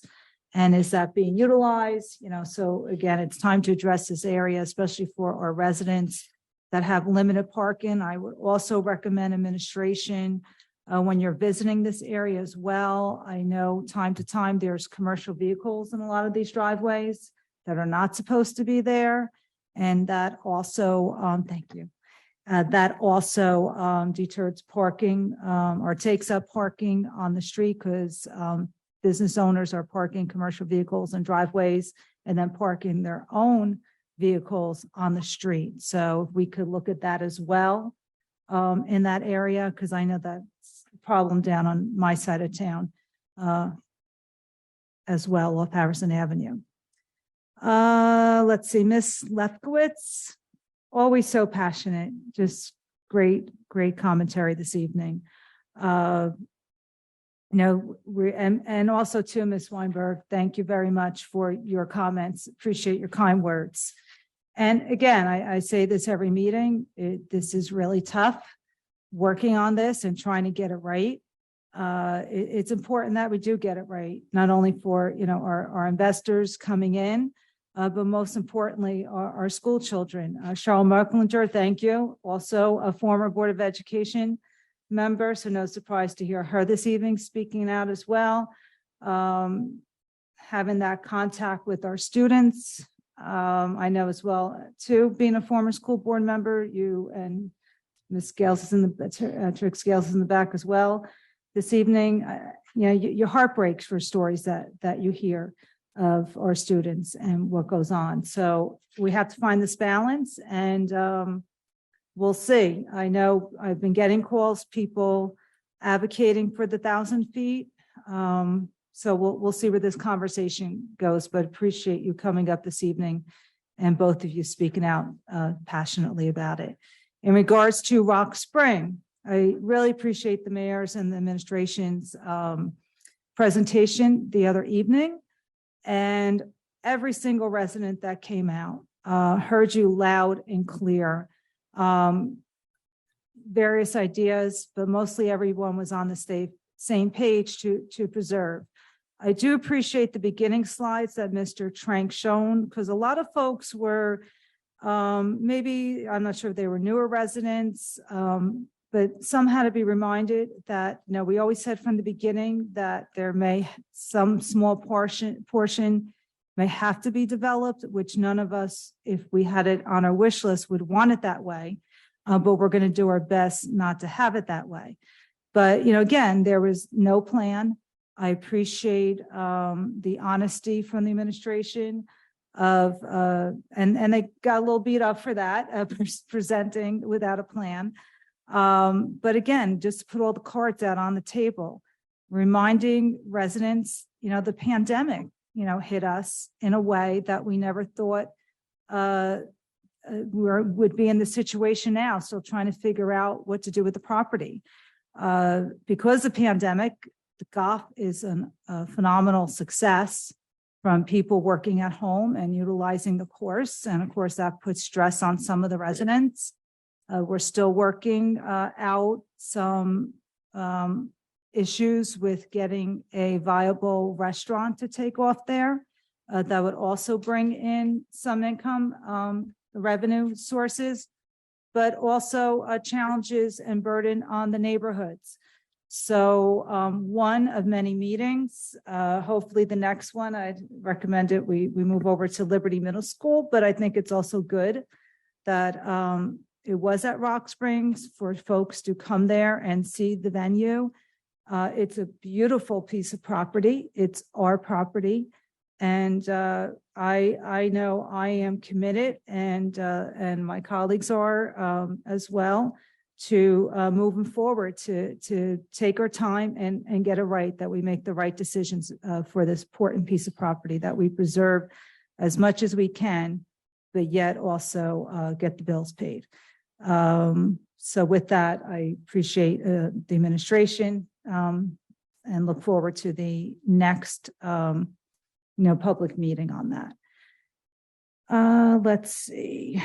So Mr. Greigel is our township planner. He's a consultant. We budgeted money for an economic developer, and we keep having these talks. I know on the Downtown Alliance, which I serve as the liaison, we're looking how to get a strategic plan done. Because these are items that need to be. Now, Mr. Greigel is well known. But it's how we utilize him. I know when I go to the conventions, his reputation is, if we get feedback on how wonderful he is and what he does for other towns and cities that his firm has worked for. So he's more than capable. But again, it's how we utilize them, it's how the new administration utilizes him. At the end of the day, with all these parcels of property that are out there, and let's, when we all heard the Manor is closing, I know as it's scary with the new world that we're in and worrying about all these properties. That is really what West Orange is known for. I mean, we were at one time and we still are with the numbers of facilities we have, and we're working that into our tourism pitch and visitors destination, but the wedding capital. But, we lost the Manor. The Manor, they're going to shut down in July and hopefully figure it out and make a comeback. But with all these properties, Pal's Cabin, the Mayfair, really, this is, what West Orange was known for all these years, these beautiful properties, and for folks to come and visit them and enjoy them. But it's up to investors to come in. So again, we go back to the Economic Development Committee, or PR, to get to make sure we bring in investors that are going to want to invest in our properties in the way we would want them to be developed as a township. So keep emailing us, please, coming forward. Anyone has any ideas, you're more than welcome, because we always want to make sure that West Orange, stays such a green community. I know Mr. Fagan, with his rich history lessons that we always talk about, we're always called First Mountain, because in the early 1900s, late 1800s, folks came here from the city because we were the vacation spot. We were the country. We enjoy our status as being suburbia for all to enjoy, and our open spaces. So we have to make sure that as we move forward, that we're mindful of that. And I think we all try to strive that in all our different committees and all the decisions that we make here. So with that, Mr. Gross, Mr. Meyerowitz mentioned Operation Hope. Do you know offhand, or do you have to get us back information on where that program stands today? Is it still, It's still, right? It is still in effect, yes. Okay. I mean, it's. Do the volunteers know this? Because if he was a volunteer, or I will talk to the chief about it tomorrow morning and make sure that Mr. Wireless knows, as well as whatever else we need to do in terms of making sure that others know as well. Okay, yeah, because I thought it was still in fact. And if you want to still be a member, I would suggest you connect with Mr. Yep, we'll do. Connect today. Let's see, did I miss anyone else? And the mayor, appreciate the mayor and the Drill family for the library having a temporary location at 80 Main Street. Drill family, David Drill serves on our Downtown Alliance Board. We appreciate their support, all that they do for the community. I was talking to Mr. QB today. They do have a monumental task ahead of them. And he appreciated my pitch last council meeting with folks coming out to help volunteer, but he said right now he's okay. And I have to thank Ms. Gibbs after the last meeting, because she reached out to me with volunteers if volunteers were needed right away. So he'll let us know. But he has been getting phone calls to see if any, whatever help he needs. And they're excited to be able to extend that service. So with that, I think I covered everything in my notes. Thank you, Council President. Sorry, I hope I didn't take too much time. Thank you, Councilwoman. Councilwoman Gabor Michael. Thank you, everyone, for coming out here tonight, in person and virtually.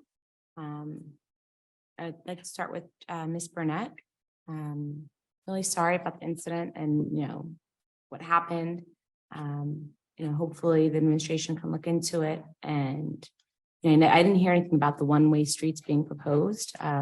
As Council President mentioned, that's the first time that I'm hearing of it, and I think most of us are hearing of it.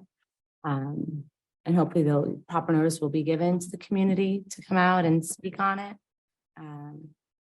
And Miss Murphy, that also goes to you as well, to your comment. Mr. Scott, Heroes Among Us, congratulations. I hope to see it. And Ms. Lefkowitz, thank you for coming out and giving your facts, and as well as Ms. Merklinger and Ms. Weinberg. I stand by my decision on us. I believe that we should wait to see what happens with the 7 or going through the works and learn from the process, see who opens up. There's a moratorium currently in place, so no one can apply. And, we have to make informed decisions based on fact and evidence and data. And I, think that we're rushing through the process with the ordinance, and we should learn through the process now with these 7 entities. Miss Scales, Trick Scales, the illegal left turn by the CVS is an enforcement issue. So hopefully the Essex County Sheriff's Department and West Orange the West Orange Police Department can work together and work something out. I will speak to you also offline and see what can be done. Mr. Meyerwoods, Operation Hope was addressed tonight.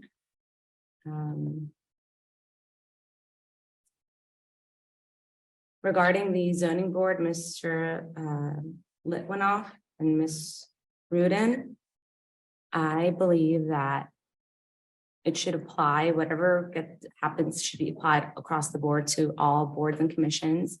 I believe that the board members should elect their own the board members should elect their own chairs, seeing that they work with the chairs and understand how the meeting is being ran. I know that the mayor gets to appoint chairs in some of these boards and commissions. I would like to see across the board that the board members get to pick and elect who their chair is. I believe in term limits. I think they should be not coterminous with the council electees. I think it should be every year, because as a previous chair to the Human Relations Commission, our attendance was low in meetings, and it was the same few people working hard and planning events and showing up to events. So I believe that just like we did with the older persons advisory board, where it's a 1-year term and then they can be reappointed. I like that I like that we were able to do that, because in 1 year, if it doesn't work out, you can replace the member or commissioner. Regarding Rock Spring. So while the presentation was informative, I do believe that the residents would have liked to see a slide or learn more about the numbers if it were to be kept as open space. And I think that was missing that night. We needed the facts. What are the numbers? How much more would we have to pay in taxes if we did keep it as open space? There was comment that evening for people who were for some development, but I believe that a majority were against it. So I would like to see that in the next presentation. I think that's what was missing. Regarding a town planner, I believe that a town of our size needs a full-time economic development planner. And I think that's really important to help guide us. And I believe that's it. Thank you, Councilwoman. Councilman Rutherford. Thank you, Council President. Do want to thank everyone that raised their voices tonight to highlight the issues that are important to you. I'm so sorry. That's okay. I forgot. I'm really sorry. Let him finish and then I'll come back to you. No, it's okay. I apologize. You have the floor. Well, I'm happy to yield because I haven't even gotten started. So Thank you. It was regarding Rock Spring. I forgot to mention that the county executive had reached out to me, and he was concerned because he received a lot of calls from residents who were concerned with what was happening with Rock Spring. And his offer still stands. He is willing to purchase it from us. So, and that's it. thank you. Thank you, Councilwoman. And thank you, Council President. So wanted to take them in order. Again, we always thank Mr. Fagan and Mr. Puglisi, although Mr. Puglisi is here and not commenting tonight. I'm certain that you gotta have something better to do than sit here with us. But I do thank you for your patience and your persistence, as well as your timely information, even if it's not tonight, and that goes for both of you. Ms. Barnett, it truly is an unfortunate situation, the entire ticket issue. I'm just a little confused, and maybe someone can give me some feedback on this. Is the ordinance 50 feet from a stop sign you can't park? State law, it's not ordinance. State law is 50 It's feet. not, it's not a local ordinance at all. So, okay, so basically, because I drive every day. People park way closer to a stop sign than 50 feet. So that looks like selective enforcement. And I don't know what I mean, there's nothing we can do about that if that's a state law. We can't supersede the state law.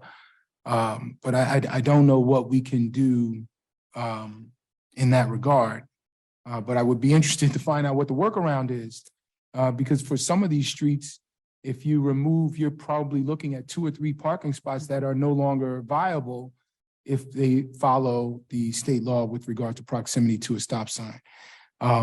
Now, it is a hazard, so don't park next to the stop sign. If people park right up on the corner and you can't see around or you can't turn, and then you have accidents, which gets to some of what Terry Trick Scales was talking about with Eagle Rock Avenue and Prospect. Some of these corners are dangerous because people are parked too close to the stop sign. But we do have a persistent and pervasive parking issue in multiple neighborhoods in town, and they should be addressed holistically. I don't know what the long-term solution is, but I'm happy to help figure one out so that we can get to work on it, and hopefully within the next coming years we can have that problem solved. The administration is committed to working with the community to determine the best solutions available to a multitude of problems.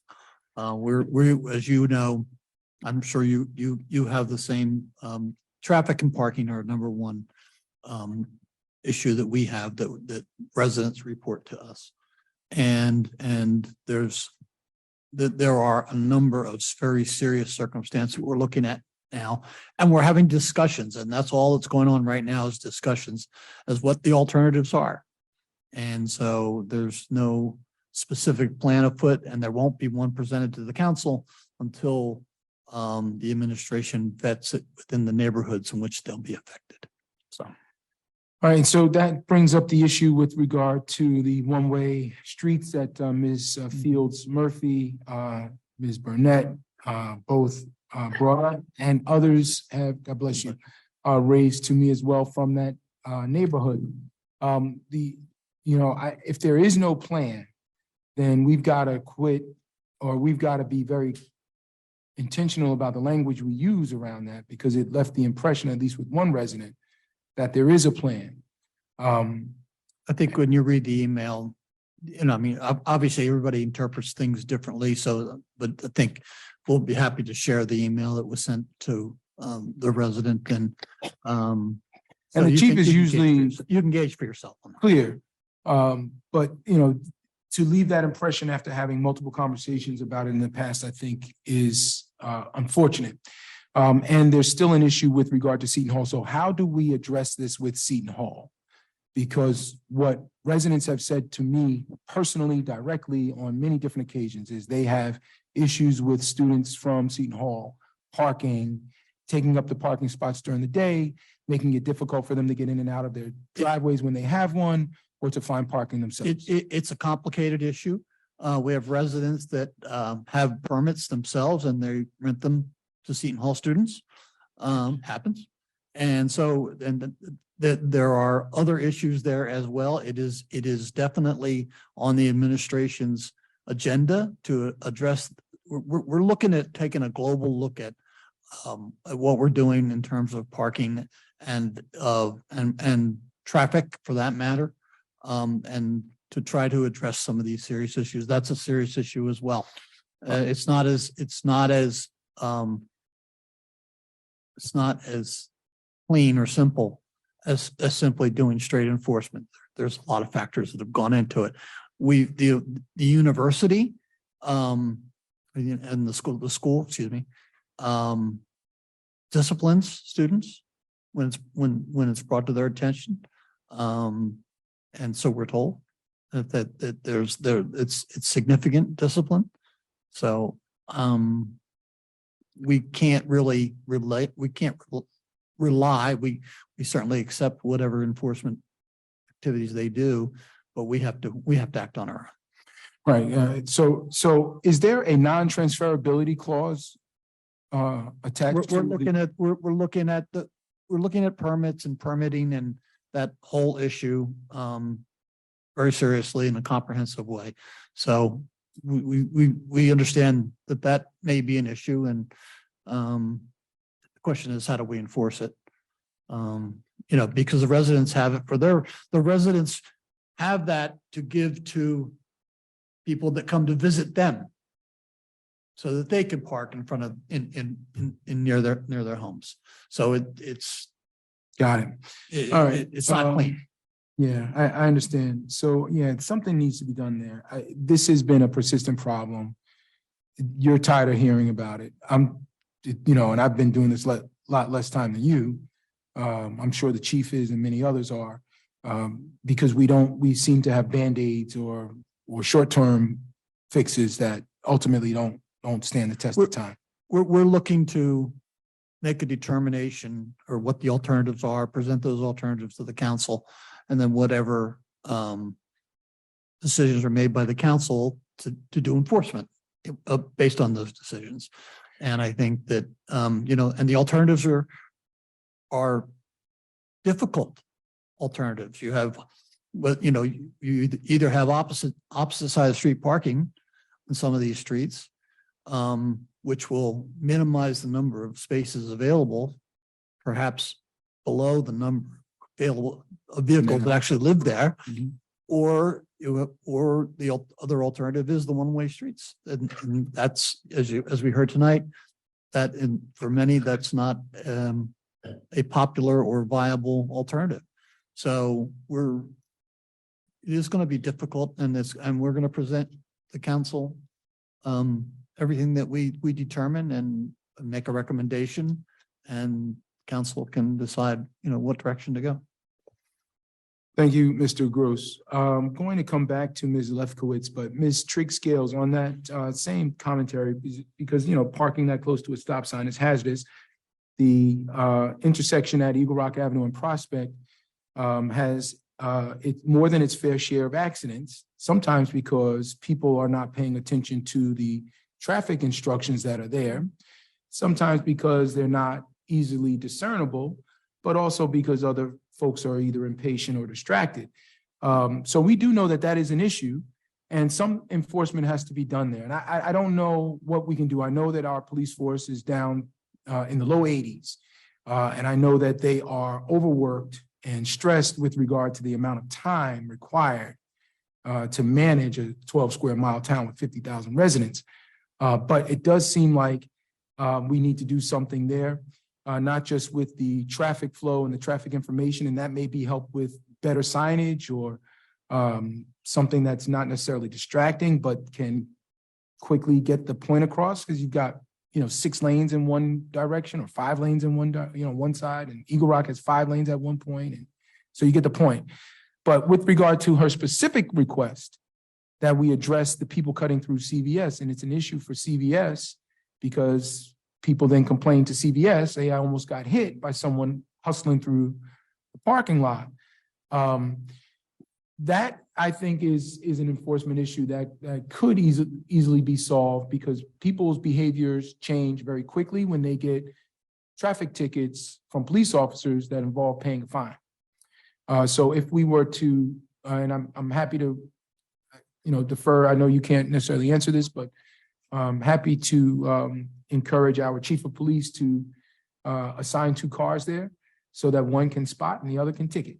And once the word is out that if you cut through CVS, you're going to get a ticket, that behavior, I think, will be curbed, especially if that ticket is a hefty price tag. But without the enforcement piece, we're not going to get it done. Yeah. Okay. So Ms. Lefkowitz, I do want to thank you for your your research, your willingness to raise your voice on this issue, your persistence. It is important and it is needed. And too often we don't get both sides of the story. And so it's good to hear folks advocate on, both sides of an issue. With regard to the 1,000-foot zone around the schools, that is something that has been discussed here, but that has not at least verbally received the support it would need to pass. I think there are some issues with regard to how we would do that and where we would have what would then be suitable for the cannabis entities in town. And then also, even if we grandfathered those that are in now, how would that affect the industry going forward? It could end up being a de facto way to minimize the licenses, and I'd much rather have an explicit, direct minimization of the number of licenses, even if we did it by category, than have a de facto way of doing it by zoning. I don't think anyone is interested in having young people have greater access to or temptation by cannabis. And that is certainly an issue now. It was an issue prior to legalization, and it will continue to be an issue because in America, young people unfortunately drink alcohol and smoke cannabis before the legal age. That doesn't mean we excuse it. It certainly doesn't mean we promote it. But we have to understand that.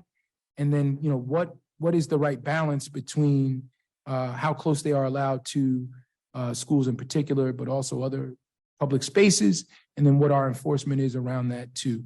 So this is a difficult issue. And you raising your voice again allows us to have further conversation. And for those of you that haven't received her emails or text messages, she has a wealth of articles that have been informative and have shined a light on a different aspect or a different advocacy, in this case against having proximity so close to schools. So I do hear you. And I think part of my challenge in particular, I cannot speak for my colleagues, is finding the right balance between what is close enough, what's far enough, what's too far or too close.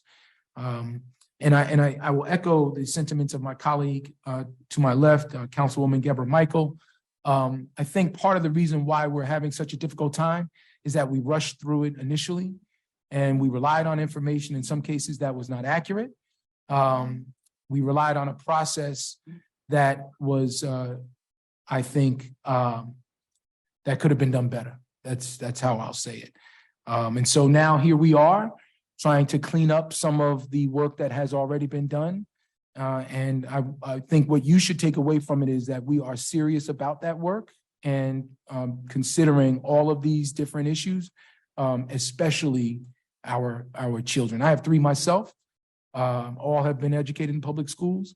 So I know what goes on in these public schools, and particularly the high school. 2 recent graduates in my family from West Orange High School. So I do understand the issue, but the issue is not just with the licensed entities that are operating within the law in town. It is also with access to cannabis from anybody on the street that can give you any kind of anything laced with anything they want. And then we have other issues that we have to deal with too. So certainly education is a part of it, enforcement is a part of it, and crafting these ordinances with intention and being deliberate, I think, is our role in that, and that's what we're going to do. Regarding your commentary around Rock Spring and some of the other commentary around Rock Spring, I was present at the meeting as well. And I will say, I felt like it was a sales pitch to develop on as many of those 4 pieces of property on the lot as they could. Now, some will call me cynical. Some will say I'm wrong. But that's how it seemed to me. And I will say why, because I've had to have these conversations since that meeting. Number one, we brought professionals in that added almost no value to the conversation. We had a traffic professional in there that kind of talked to what traffic professionals do, but didn't speak to anything with regard to Rock Spring or Walker Road or Northfield Avenue or Rock Spring Road or any other similarly situated property. So that absolutely provided no value. Mr. Greigel, while he is highly respected, and I mean that sincerely, I know he's highly respected. I know he's a competent, qualified professional. And he had another meeting to go to that night. And what he shared with us could have been shared by anyone, did not have to be shared by him. He was forced to attend a meeting, or maybe he wanted to, I don't know, to share that limited amount of information for a small soundbite and did not stick around to take questions, and then went to the meeting that he had previously scheduled long before the Rock Spring meeting was scheduled. So I felt that that was not just a disservice to the residents, but a disservice to him as well. And then to take public comment and end the meeting 15 minutes early and not respond to every single comment and shut public comment down, I thought was a missed opportunity. And last but not least, we've already had two other proposals presented in town regarding residential development there. And both of those times it was shot down because residents didn't want more housing on a public golf course. The first one was to cut the course down to 9 holes and build some luxury housing there. And you know, we'd have another great neighborhood in town. That was shot down. Then it was to take a piece of property alongside the West Road side of the golf course and develop housing there, or perhaps put some along the Northfield Avenue side of the golf course. That was shot down. And now it seems as if, you know, we're looking to find one of these 4 spaces, or maybe all 4, or some portion of them, to develop housing on.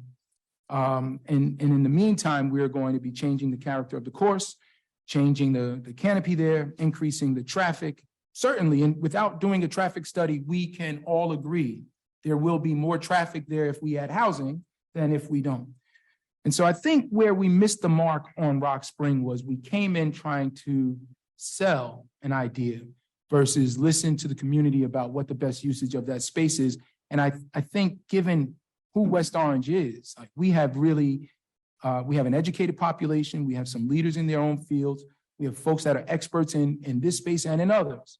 It behooves us to listen to them. And I think we missed that opportunity that night. Finally, what I'll say is I was very disappointed with the presentation regarding the amount of money it would cost to maintain that golf course properly. None of that was mentioned in the, correct me if I'm wrong, none of that was mentioned when we made the pitch to buy it.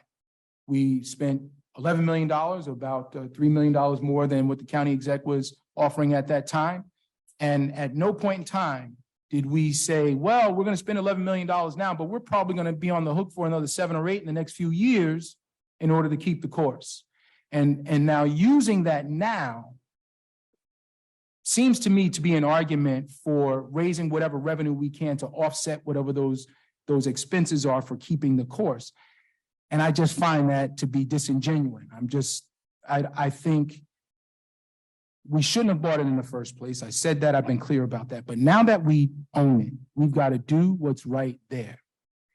There was some talk about having a boutique hotel, a resort type property there, heavy on commercial, either no or very little residential, all on the footprint of the existing clubhouse,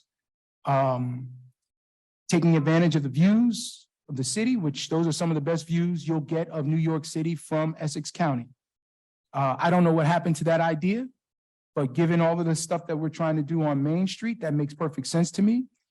The refusal to even consider keeping the pool open, even for seniors on special days or special needs, or for the high school or after school programs or summer camps or something where it just alleviates some of the pressure off of Jenny Dunkel. That to me, I think is a missed opportunity as well. And then finally, I could not help but notice that one of the parcels that was spoken about in that presentation regarding development is the same space that has been cleared. state quarry behind the golf course. And I find that to be, I'll say generously coincidental. I think that is a red flag for me. I don't know of a for-profit company that is as generous as Grabowski. I know they have long ties here, and God bless them. Thank them for being so generous. But to then have that same space be listed as one of the potential sites to develop strikes me as too coincidental, and is a red flag for me. So for those reasons and many others, I am against housing on the golf course. And I think the majority of the people that came to that meeting that night expressed themselves that way too. And certainly the majority of the people that have spoken to me about it over the course of time have been against housing on the golf course, and that will remain my position. Mr. Meyerowitz, his issue with Operation Hope has been addressed. I would be interested to know if that program, how successful that program has been, given addicts generally have an aspersion to interacting with police. So maybe there's a better space in town. We have multiple mental health and therapy type places in town. We have other spaces where that type of program could be housed. That might lend itself to better results. But again, I don't know, maybe it's been super successful and that might be the right place. Ms. Weinberg, let me begin by saying thank you. Unfortunately, for many of the decisions that we make, if not most of them, it's going to anger someone. Most of the decisions that we make as a body will have someone that supports it and someone that doesn't. And unfortunately, the people that support the decisions we make are a lot quieter than those that don't. So we frequently feel the displeasure of folks when we make decisions. So I do appreciate your commentary tonight. It is the first time that I can recall that happening in a council meeting. And I think that goes a long way toward helping to lower the temperature. Unfortunately, our politics in town are similar to national politics. And there's a very tribal nature here. And it makes it very difficult to get things done. And I cannot speak for my colleagues, but I would be willing to bet that they share some of these sentiments, in that, unfortunately, we have to think about so many different things instead of just what is the right thing. It's not just what is the right thing to do, but how do you get it done? And what is the cost for doing the right thing? And what are the politics around it? And what is the thing that I'm not seeing in this particular thing? It could appear innocuous on the surface and actually have deep political currents underneath. So thank you for acknowledging that and recognizing that. We certainly do appreciate it. And with regard to the cannabis ordinance, again, to piggyback off of Councilwoman Geber-Michael, we need to take our time and not just speak with and to, but listen to the public.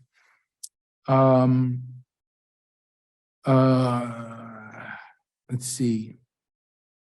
Mr. Litwinoff and Ms. Rudin, I think both spoke regarding term limits.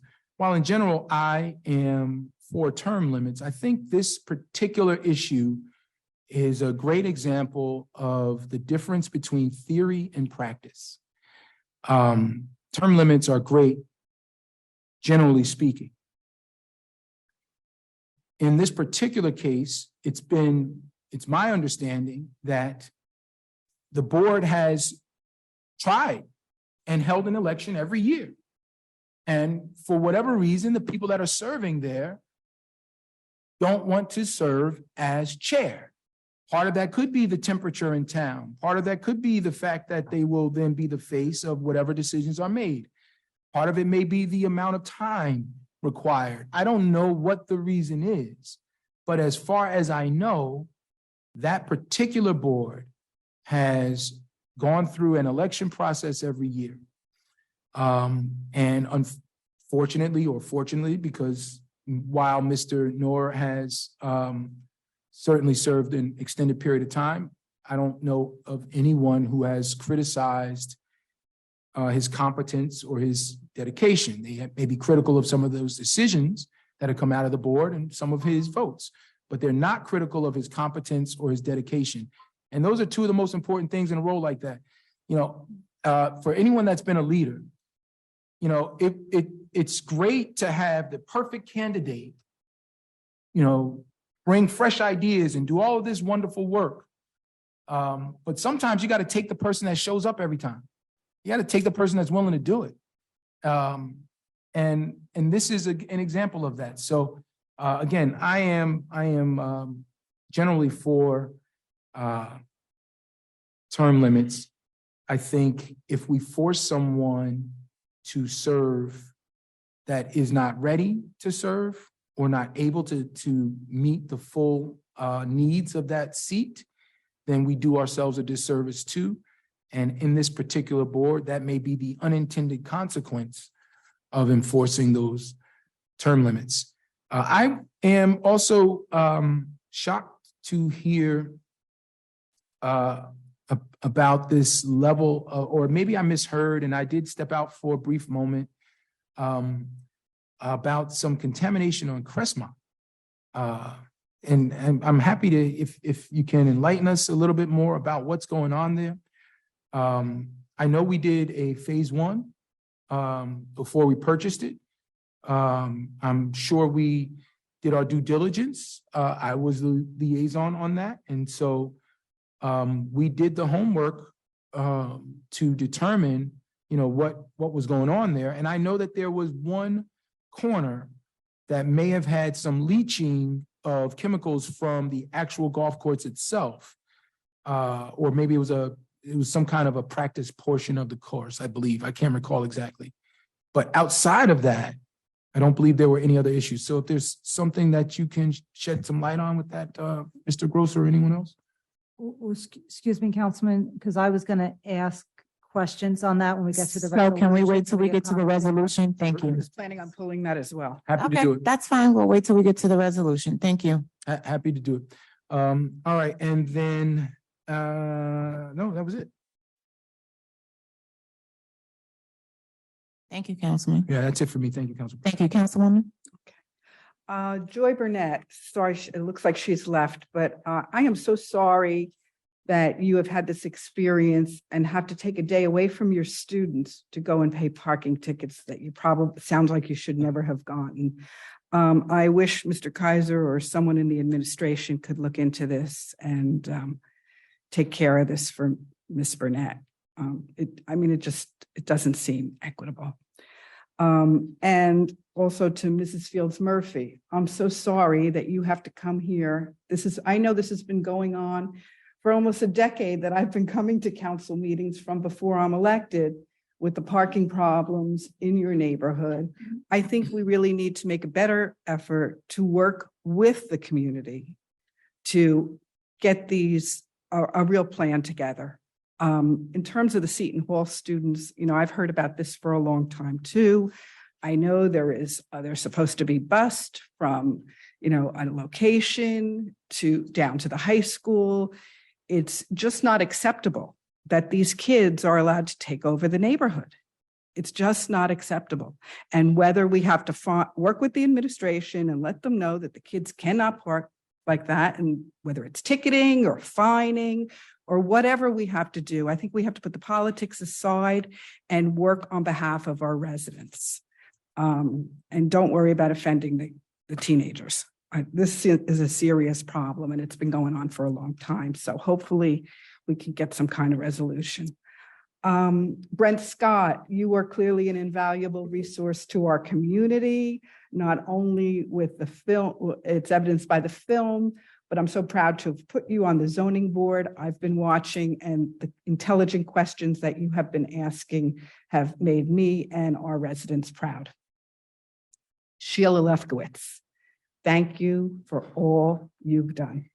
I cannot tell you how much I appreciate your perspective on the Rock Spring Golf Course in terms of bringing to our attention all of the problems that could arise with the development. I have long said that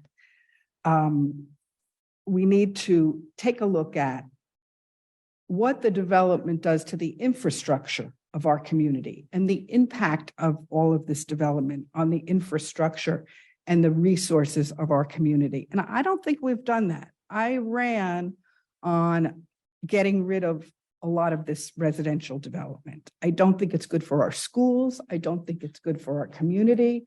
I think it's changing the landscape of our community. And I'm not sure the numbers make sense. I'm not sure that the tax revenue that we would generate from all of this residential housing is going to offset the costs to our infrastructure and to our community at large. So thank you for your astute comments.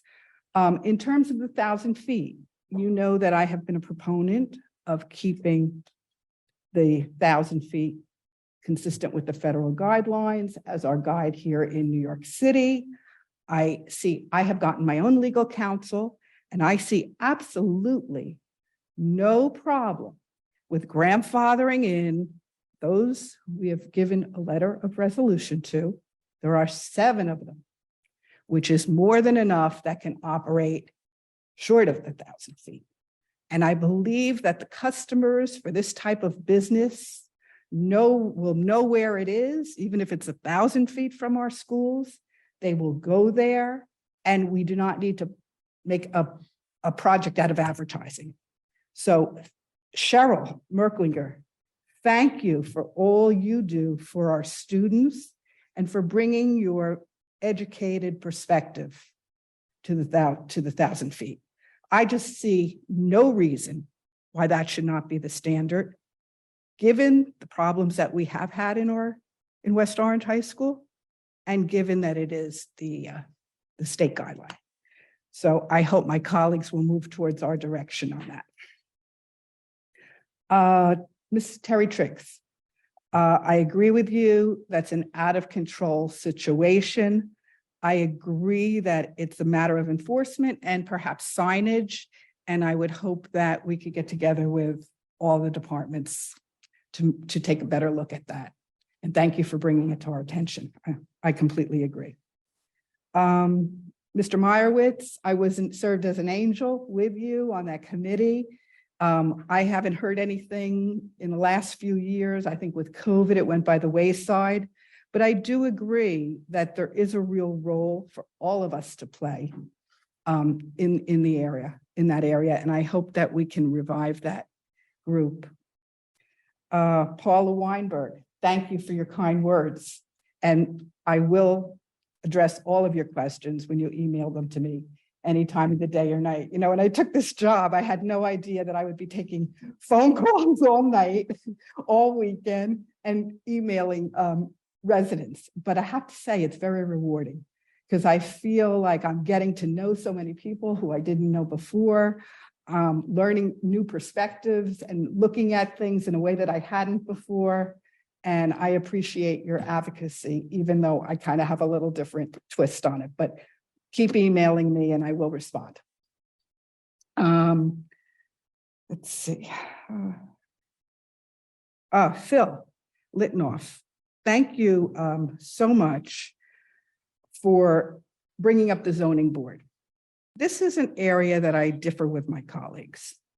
We all know when power gets concentrated, what can happen. And I think some of that we've seen on the zoning board, but I really think it's a matter of leadership. I ran for this seat because I felt West Orange lacked leadership. And if we are not appointing people to the zoning board that are capable of leading and capable of being a chairman, then we're not doing our job and we're not appointing the right people. And one of the things I promised my constituents when I ran, that I would not appoint friends or political appointees, that I would appoint the most qualified person that I could find for every commission. And that's why tonight I am bringing up Mr. Dana Miller again, who should have been appointed back in January for our consensus appointment for the zoning board. We have an appointment that all of us make and agree on. Mike Dana Miller is an incredible resource for our community. He is a traffic engineer, which we've all heard we need desperately. He has served distinguished on the pedestrian safety committee for many, many years. And we would be so lucky to have someone like him on our zoning board or on any board. So I'm hoping that my colleagues will agree to put him as our consensus, our appointment to the zoning board. Joyce Rudin, I completely agree with you. We should never change midway through. You know, once the whistle's blown, Councilwoman is right. Once the whistle's blown, we can't change the game because we made a mistake. Also, I think it's never been more evident in our township that we need a town planner. This is also something that I've run on every time I've run. And we see all of the tremendous projects we have. We have to admit that we don't have the talent to make a lot of these decisions. And we might not have the commercial contacts to really get all of the right people that we need to be sitting at the table. We need somebody who is a professional. We need a professional planner, and we also need professional project management. I think we've seen, you know, with some of the things that have occurred at the library, Mr. Smeraldo, thank you for helping us out now. But we really need, with all of these major projects that are going on, we need a professional planner and we need professional project management. So thank you for bringing all those things to our attention. And I definitely agree. Oh, and I agree with everything that Councilman Rutherford said about the Rock Spring. I just didn't want to reiterate it all, but I agree with every single point that he made. He's right on target. Councilman, can you give me a moment, Mr. Gross, please? Yeah, thank you, Council President. I just wanted to say a few words. Number one, I mean, the administration is completely committed to finding the parking solutions, the traffic solutions that to address all the complaints that we've heard here tonight. So much so that we've been talking about it internally. And the reason it's here before you tonight is because not only would we talk about it internally, but the chief actually mentioned some of the possibilities or the things that are being discussed to a resident who brought it here to your attention tonight. And from that, somehow or another, we are being accused of not being sensitive to the community and not wanting to include them, when the fact of the matter is, if the chief hadn't mentioned that to them, someone would have accused us of not sharing with the community. So here we share with the community and we're being accused of not being with them as well. So I take some objection to that. And just to point out that this all came up because we're taking this serious. I mean, we see the seriousness of it, and we see from a life quality of life issue, it's an issue. From a safety point of view, there's issues. So there's a lot of things going on. We're committed, as I said before, everybody had a chance to speak, that we're committed to finding the solutions. We're committed to go into the communities and share with those people that are going to be impacted before we come to you with a recommendation. And that's the way it ought to be. And you know what, we're going to go and do that, and we will present that back to you. And we're committed to that. Again, this all started because we started the process of trying to deal with these serious problems, whether it be the Seton Hall students parking, whether it be one-way streets versus opposite side of the street parking. There's just a lot of things going on out there, but we need to get back to the business of setting the standards and creating the quality of life for people in their neighborhoods that they want and need to enjoy, and also make sure that the kids and the people in the neighborhood are safe from traffic concerns. So these are competing interests in often, but we're committed to it. And it's something that I'm personally committed to. And we're going to continue. We've already started. We already have brought back enforcement for street cleaning. We've been doing this now for about 4 weeks. It's been very successful. It has further to go in terms of what we've gone from having where we had nothing but cars on the street to now when we show up with our street sweepers, there's no car. There are no cars there at all in the areas because we started the process and we actually towed vehicles. First time since I've been in West Orange that's happened. And while I'm not proud of towing vehicles, I am pleased that the residents are taking this serious and putting us in positions that we can get compliance and clean the streets without taking such actions. So we're committed to this issue of parking and traffic. And it's to me, it's the number one issue. It's not just in this town, it's in every town, it's the number one issue. And it's an issue that's that I think that we can impact, at least on some of the major issues we can, and we will. Next thing I want to address is the Rock Spring. I have respect for the council and everyone, all of your opinions about that night, but I can tell you from the administration's point of view, whatever criticism someone may have about the meeting itself or how it was handled, the truth of the matter is that there is no plan. The administration has not embraced any plan and raised the issue because it's time to make a decision one way or the other about it. And so therefore the mayor decided to hold this meeting and to identify the potential sites of development so that we could be clear to the public about what those were. That's something that hasn't been done in the past. We weren't far enough along to do that. We've now learned enough about it. So there were 4 or 5 different sites there that are possibilities of some type of development. But I can tell you without a doubt, there is no plan. There is the administration, the mayor and the administrations have not endorsed. Not only have we not endorsed a developer, we haven't endorsed a thought or an idea yet as to what the preferences should be. That meeting was all about informing the public about what we've learned about that site in the past 3 years, and to hear from them what they want, what they needed to tell us that may or may not have been different than what they told us when we first bought the property. So I just emphatically want to say that because, and I want to tear down the red flag about the quarry. Again, same thing applies. There's no plan.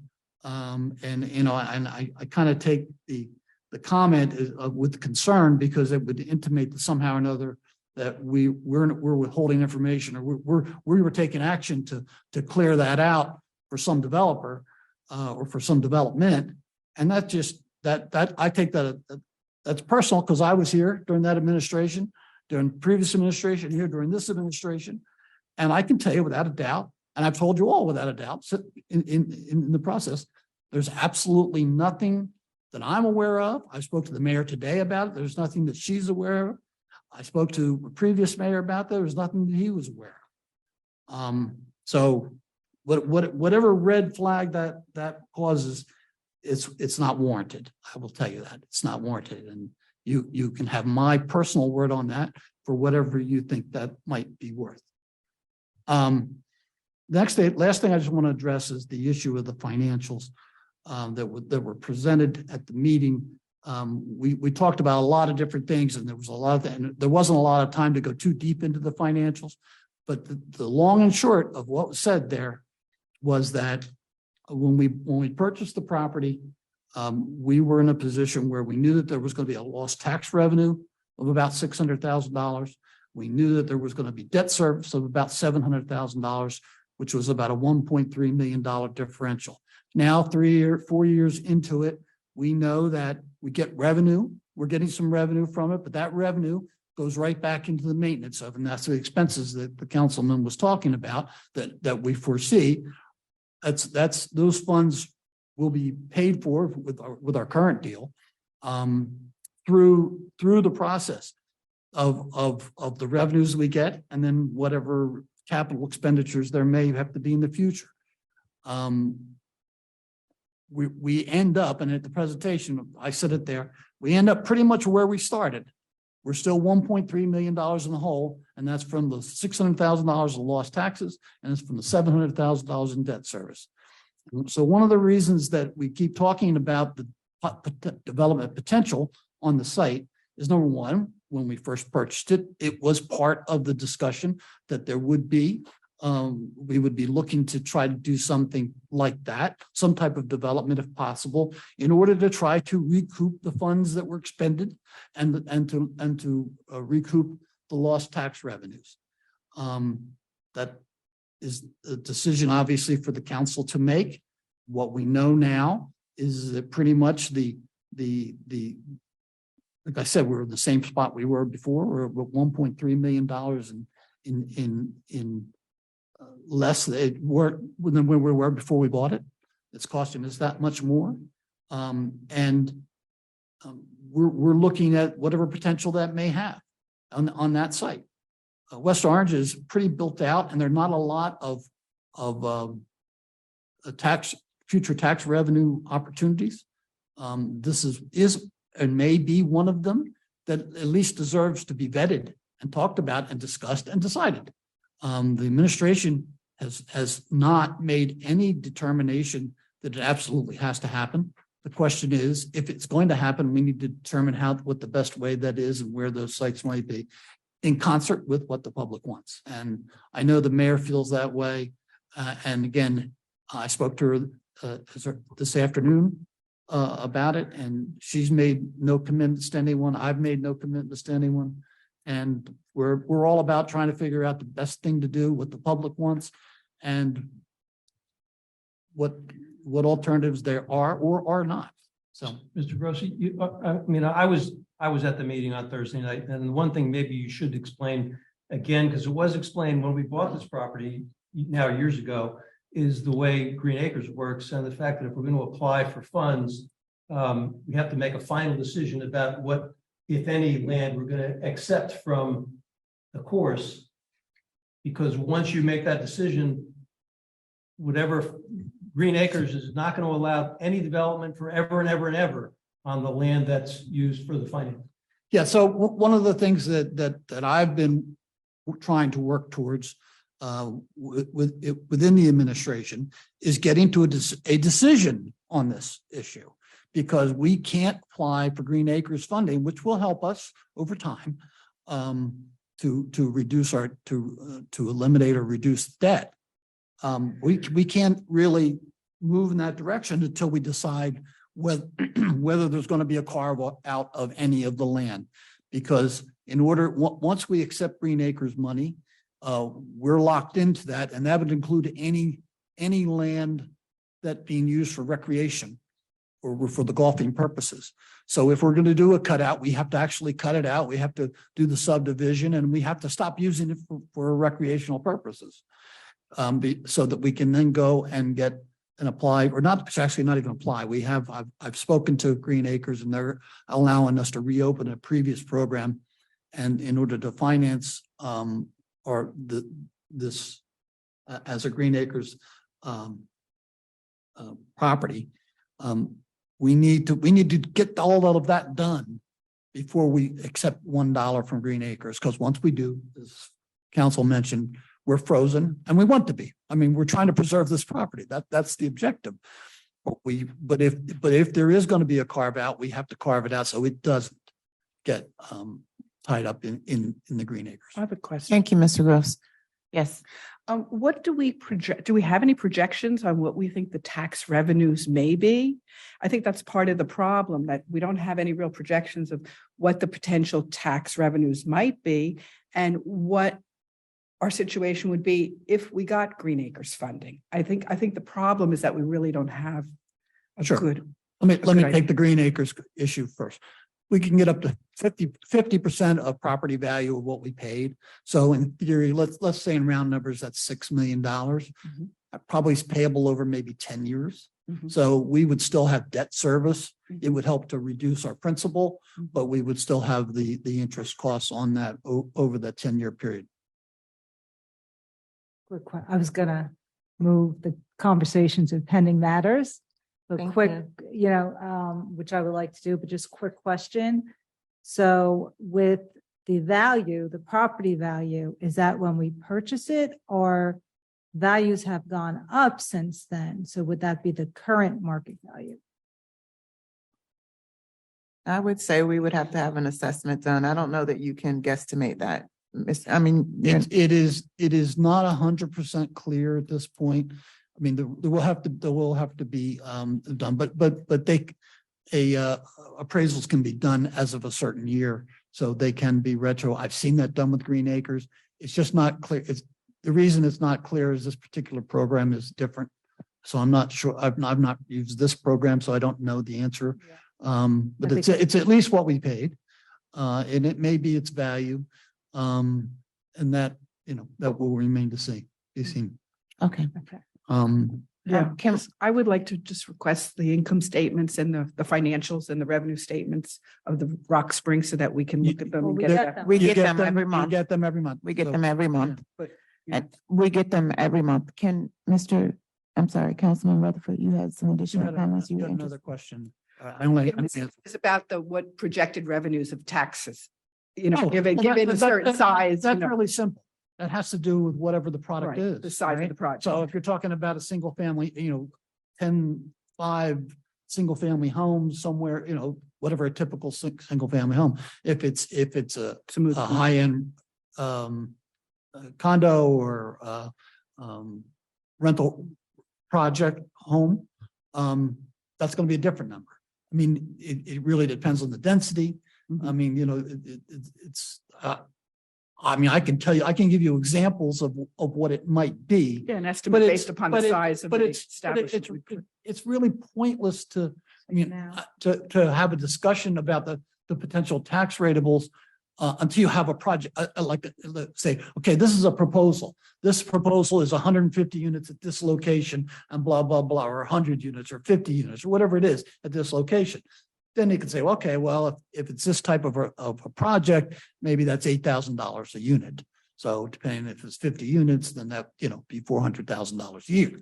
I'm just throwing numbers out. The point is, it's really difficult to do Until you identify a until you know project. what you're quoting. Right. Mr. Kaiser, you had some additional comment? My feeling was before I went to that meeting, and I think the intent was, if maybe perhaps not as explicitly and well stated as it could have been, was that what we need is public input as to what the public wants to do with that property, whether they want to carve out at all, and if so, what for, how big, and any ideas are welcome. I think that was made pretty clear. They tried to make that pretty clear, so that we can make this decision, because we need to make this decision sooner than later, because we want to get those funds. Councilman, I think it's that simple. And did you have any additional comments? Okay, thank you. Madam Clerk. Time to review the consent agenda, approval of minutes of previous meeting, public meeting and executive session, February 7th, 2023. Consent. Report of township officers, none. Reading of petitions and communications and bids, none. Bills, none. Resolutions, Council President, the administration is pulling resolution 56-23. Are there any other resolutions? Council colleagues, are there any questions regarding any of the resolutions on the agenda this evening? Questions? I have one. Yes, Councilwoman. So 60-23 with the environmental services at Crestmont. Can Mr. Gross, can you elaborate? And I apologize, Councilman Rutherford had brought that up. Can you elaborate on why we're here and what situation, like why the need to sample these wood chips? And what, did something occur or was this? We've discovered that there are wood chips, there was materials on the ground that were not natural to do it. They were stacked, if you will, there, and it's an issue for us. It's an issue as far as responsibility is concerned. Legal is reviewing what alternatives we have about that. And I'll leave it at that. Because that was my next question. You inherit the property, you inherit the problem. So I guess that would be legal and can't be discussed here this evening. Got it. Okay, thank you, Council President. Councilwoman. I just had a question about the proposal itself, since this is not an area that I have a lot of expertise in. I noticed one of the lines was additional HEP SCD review fees are not included in this proposal. So does that mean that the $80-something thousand is not a firm line, and this could be a lot more? That's And exactly have we what it gotten means. other proposals from anyone other than Matrix? I wouldn't say that it's a lot more. I think what it's basically saying is if we end up having to do additional work, it's not included. What's the This is probability of very that? good. I mean, is that the real probability that? It's certainly not 100%, or it would have been included in the proposal. It's a matter of, in other words, there's going to be certain maybe inquiries or responses that we have to give to the DEP, and depending on the scope of that, there may be additional costs. And did we get any other proposals? We did not. We've been using them with this property from the beginning. And so they are the LSRP for this property. And we haven't talked about that recently, but LSRP is a designation of a professional that state of New Jersey created that allows an individual, people or entities that own properties to hire a professional to manage their environmental on behalf of the DEP. So instead of the DEP hiring people and then sending them out, the individual property owners hire certain individuals with certain qualifications, and then they become designated, and they're actually responsible for the cleanup. And they do the enforcement on behalf of DEP. So how do we know that this is like a fair price? Um, It seems very high. I mean, I don't know anything about this area though. We did have it reviewed by our engineer, and she felt that it was satisfactory in terms of relative costs involved. Now, we've had a lot of this type of work done. So, in my looking at it, I was not surprised at those numbers. But that's a not to exceed. We could get into this and find out that there's a lot of this work we don't have to do. And we're hoping that that's the case, but we have to plan for the worst. Can I ask a question, Council President? So, Mr. Gross, a couple questions. One, when we did the due diligence, this wasn't caught. And I know that we had multiple inspections, we had paperwork and a history that was reviewed and analyzed. We had statements from Crestmont regarding, what they had and had not done on that property. This is above and beyond what we knew on the day we purchased it. Yes. All right. So help me understand how that happened. I would be happy to do that, but I would like to have some more conversation with legal about that.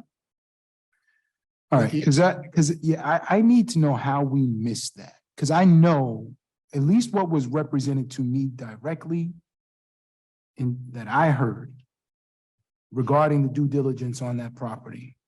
I know that we hired professionals. I know that we analyzed the history and the records. I know that we spoke to the owners. I know that we inspected the site. And I don't know how, if we did all of that, we missed it. So that's number one. Number two is, so now, if I'm reading this accurately, some of the soil that was on the Crestmont site was moved to the West Orange recycling facility? Is that right? That's correct. And so now we may have contamination there?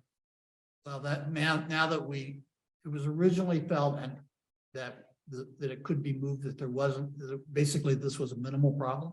So it was indicated that we could move it to the site, and we did. And then once we got to that, it was discovered that the problem may be larger than we thought. And therefore, we now have to test borrow. And so this contract covers testing at the recycling facility but it does not cover, because you can't know what the remediation will be at Exactly. this point. Remediation. So is we, secondary. when we get the report from Matrix, that report will give us at least some guidance about what our ballpark figure is to clean this up. Yep. Or whether there is a need. Pray for the best. Yeah. All right. So, yeah, I'm happy to I would like to speak with you in legal and figure out how we missed this. I'd like to join that conversation. It's, and I don't know what our remedies or our rights and protections would be.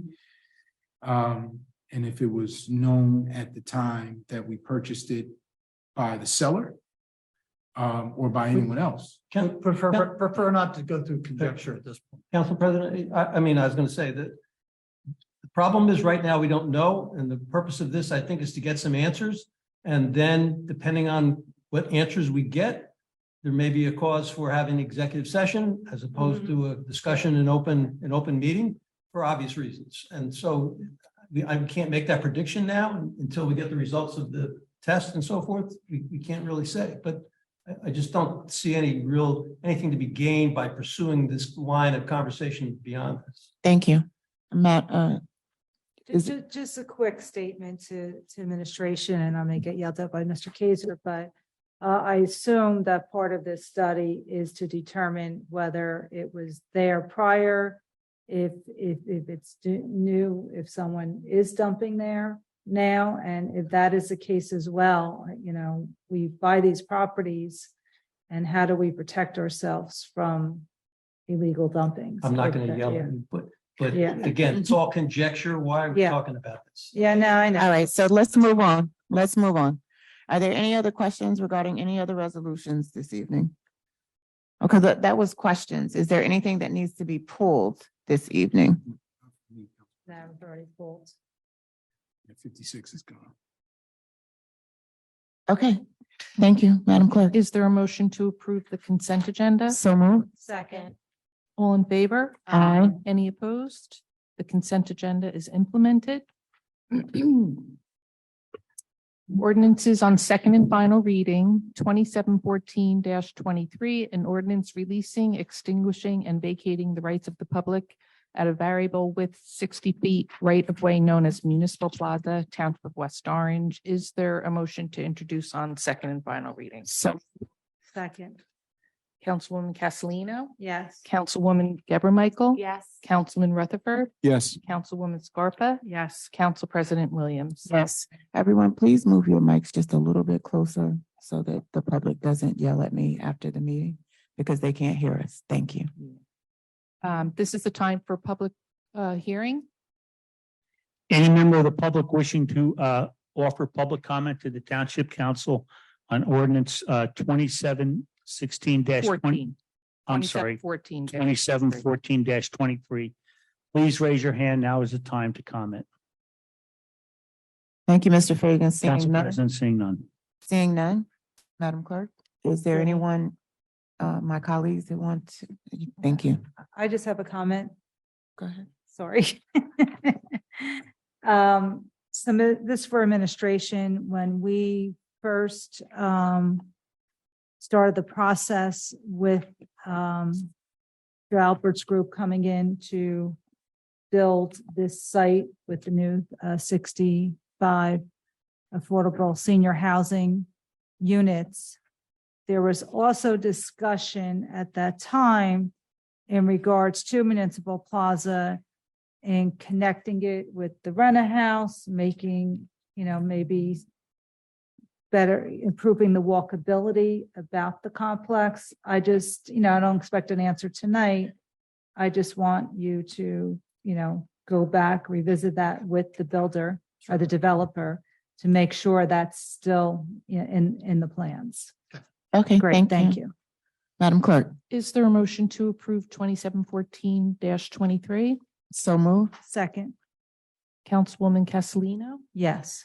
Councilman Rutherford? Yes. Councilwoman Scarpa? Yes. Council President Williams? Yes. I just want to let the record show that Councilwoman Geber Michael stepped away Thank you. temporarily.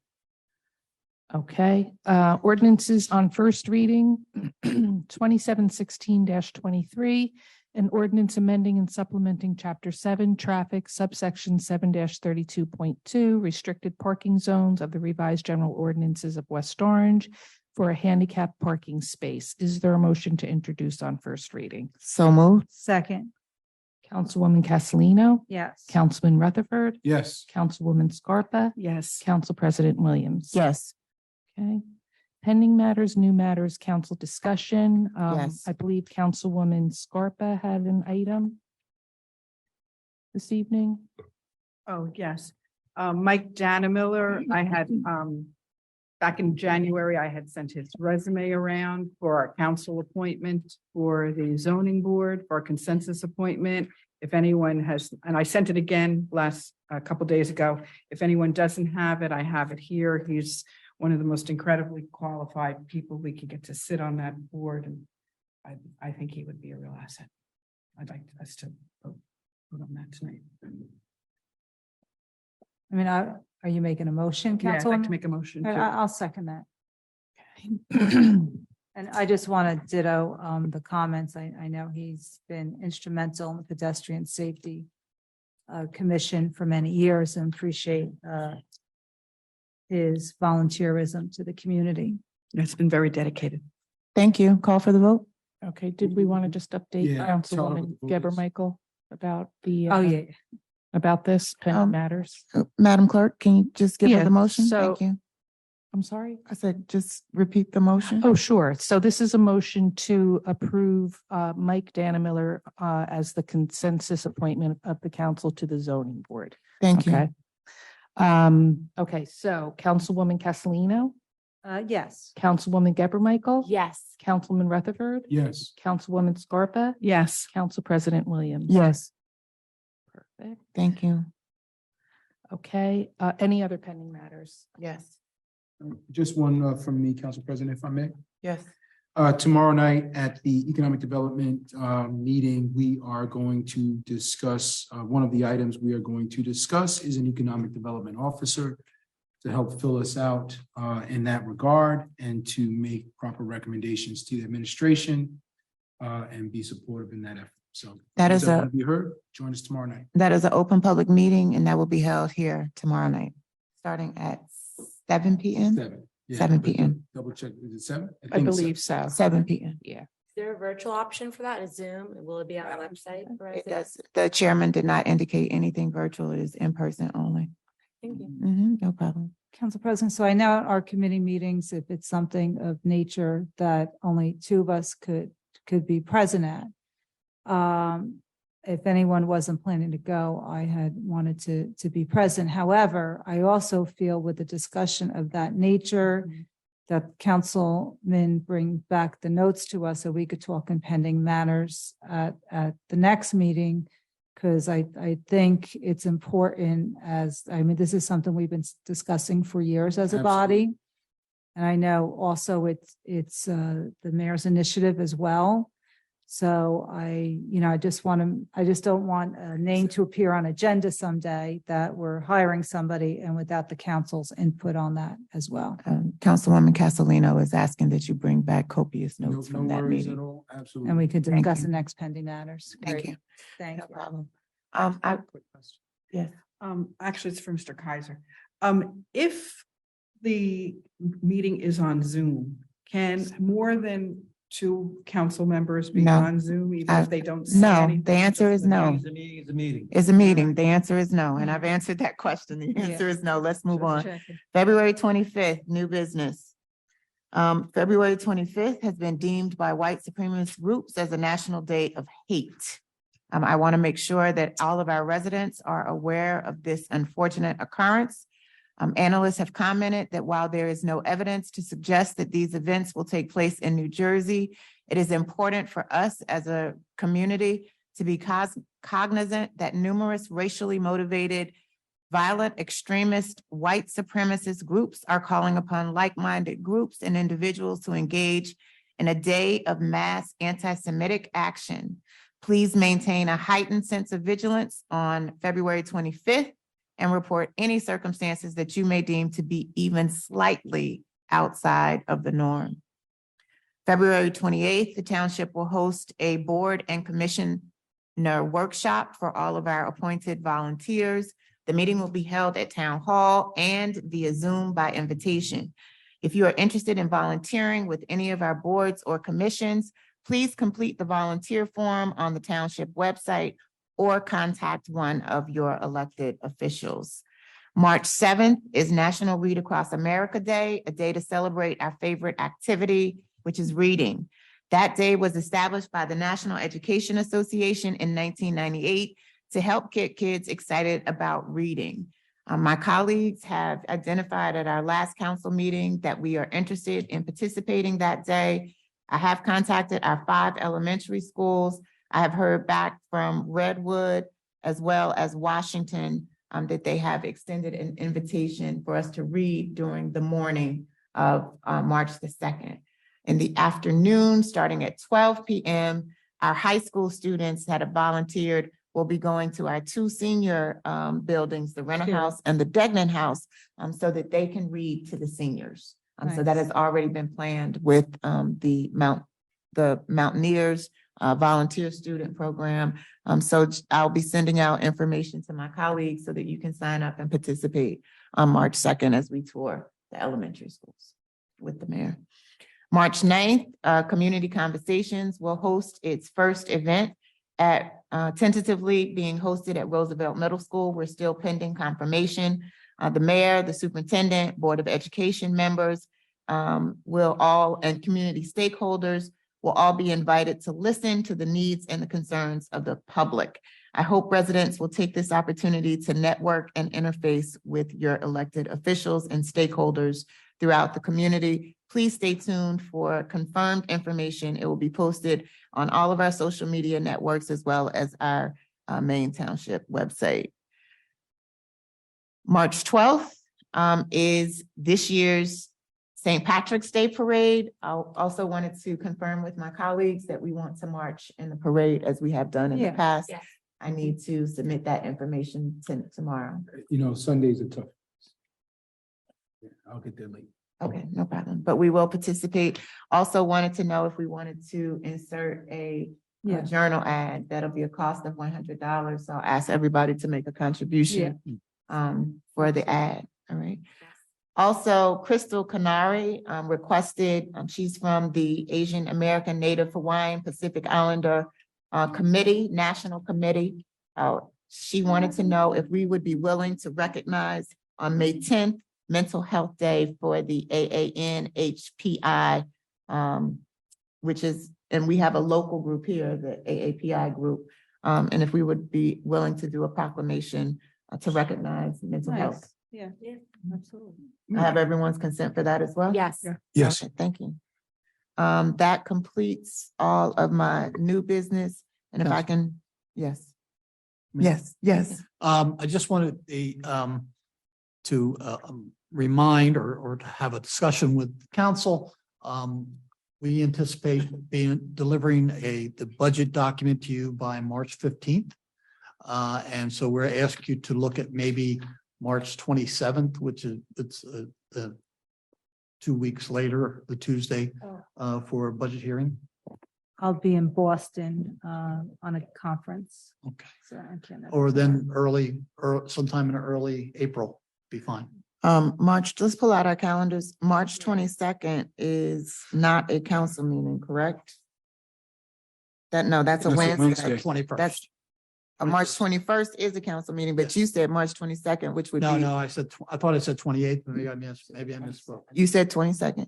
27th is a Monday, I think, or Sunday. 27th is a Monday. 27th is a And I just Monday. realized the 28th doesn't work for No, I'll me. be back to Wednesday.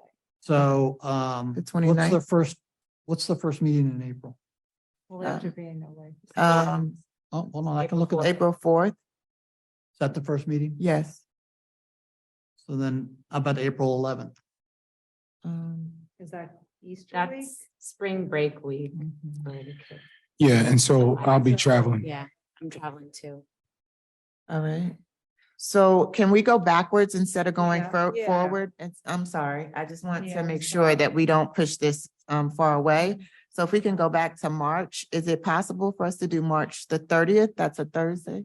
Did you say you were away? Until when? Yeah, No, I'll be back Wednesday. I'm going that week. The entire week? Okay, so can we do the April 6th? That's a Thursday. That's the following week. So Easter. I can. But it- It's Holy Thursday. So I can't do that Thursday night. It's I have an Easter service. Can we do the 5th? Wednesday, the 5th? Wednesday the 5th. So it's possible for me. It's Okay. Passover. Yeah, Anyone? When's Passover? Is it It starts that day, right? That's when it starts. the first night of the Seder? Yeah. And then what if the public wants to? Yeah, I don't. I'm not gonna That's not a make good it. idea. Can you get it to us before the 15th? It'll be tough. I can strive to, but I mean, I think somewhere in that, if you pick a date in that 2-week period. you know, you- Mondays is pretty good. But you said, Good Mondays. but you're in March. So we're gonna get it on Right. March 15th, which is a Wednesday. And then, We need time to read. We need time to. right, we need at least 2 weeks. April Are 3rd, you bringing? Monday the 3rd. Are you bringing directors in or how are we proceeding? I'm gonna have a discussion. I'd like to have a discussion with the council president about the process. Okay, April so 3rd. April 3rd is fine. It does 3rd. work. Yes, Because Passover starts on the 5th. right. All right. Is April 3rd work for everyone? I think so. Okay. Who's day environmental? of the Yeah, committee? so Well, that that- Passover that's- starts on the 5th. Yeah. The budget, environmental. Yeah. I'm just stating. that's what Yeah, I'm- no, the budget is certainly supersedes anything else. that's on- So I can do April 3rd. Okay. Um, Councilwoman Scarpa, can you do April 3rd? Yeah, I do have the environmental, but I'm the liaison, but I guess this would take. Yes, this would take precedent. Yes, Okay, absolutely. make some choices. So can, Mr. Gross, can you tentatively schedule the budget hearing for April 3rd? Thank you. what time are we looking at? 6 o'clock? I would say yes, it's 6. Well, whatever time, earliest. Earlier you the can. better. 6 o'clock? Are we going to have the citizen budget Committee. advisory review board?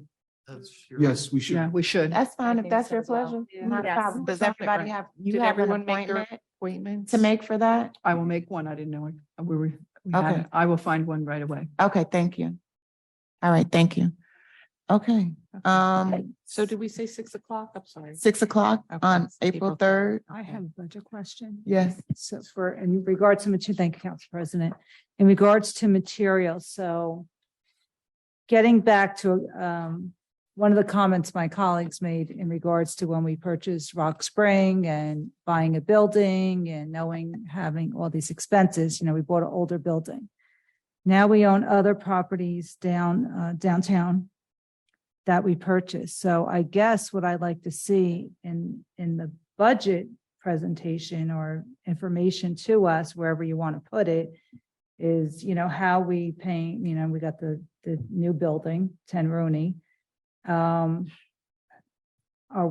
Is there a position in play to, you and I always talk about buildings and grounds and how we're going about maintaining all of our properties, and are you going to have anything in the budget for that, or a plan? Well, any money we were gonna spend, we have the budget for, so. Yeah. So, yes, and But identify it Well, we and, have a public, we have a section of our budget is just for that, Yeah. property maintenance. but So- just to get a better understanding, because this year we have a lot. I mean, you just purchased, we purchased a bunch of properties down on Main Street or behind, off Lakeside Avenue.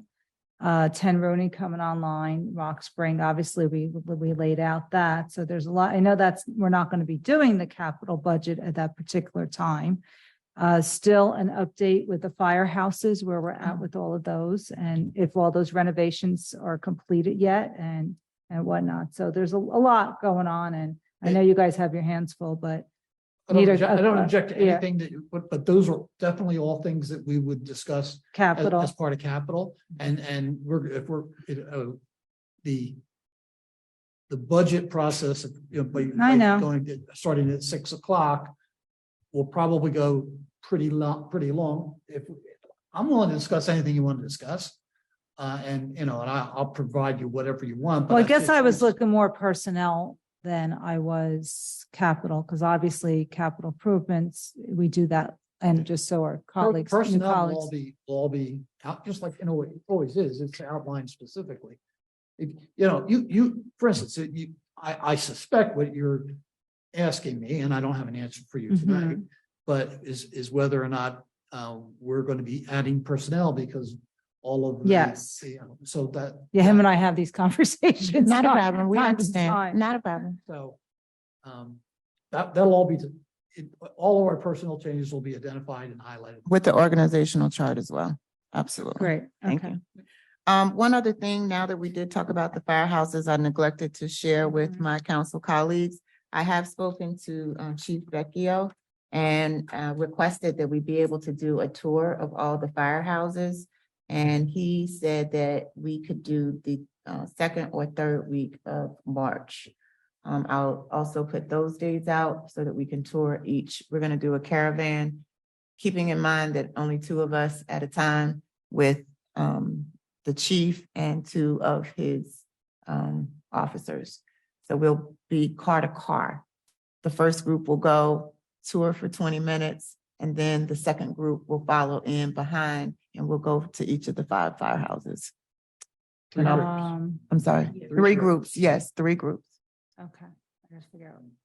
I'll put out the dates. I'll confirm, but he said the second or third week of March would be the time that we would do that. So I'll put those dates out. Okay. All right. If there's no other business, One yes. more, Mr. Groves, please provide for myself and any other council colleagues that wanted a statement regarding our debt and what we're going to be converting into this year and next year. I know that this doesn't have to be done for the operational budget, but before we get to the capital budget, we're going to need to know, how much we still have in long-term debt, short-term debt, total debt, and what we're expecting to convert each year. Yeah, I'd like to see that. Okay, thank you. There's, Just so you know, probably at the next meeting, we're gonna be converting at least one issue this year.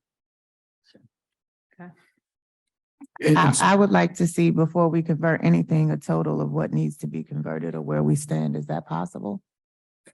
Well, the debt statement, there's a debt statement, I'll send it to you, it's also available online. Okay, thank you. So as soon as you have what those numbers are, send that out so we can understand. Sure. Yeah, thank you. Okay, colleagues, I would like to have a motion to adjourn. Well, we have have a a ABC matter. I'm sorry. So we have to close this. Adjourn. I'm sorry. Right, okay. Second, moving to All in ABC. favor? Okay. Any opposed? All right. Good night, West Orange. Thank you all for joining us. Have a wonderful week. Be safe. And we look forward to seeing you in 2 weeks. Our next meeting will be on March the 7th, 2023. Same bad time, same bad channel. Thank you. Now, Except we're on 36 and 45. there you go. Yeah. I'd like to call the ABC hearing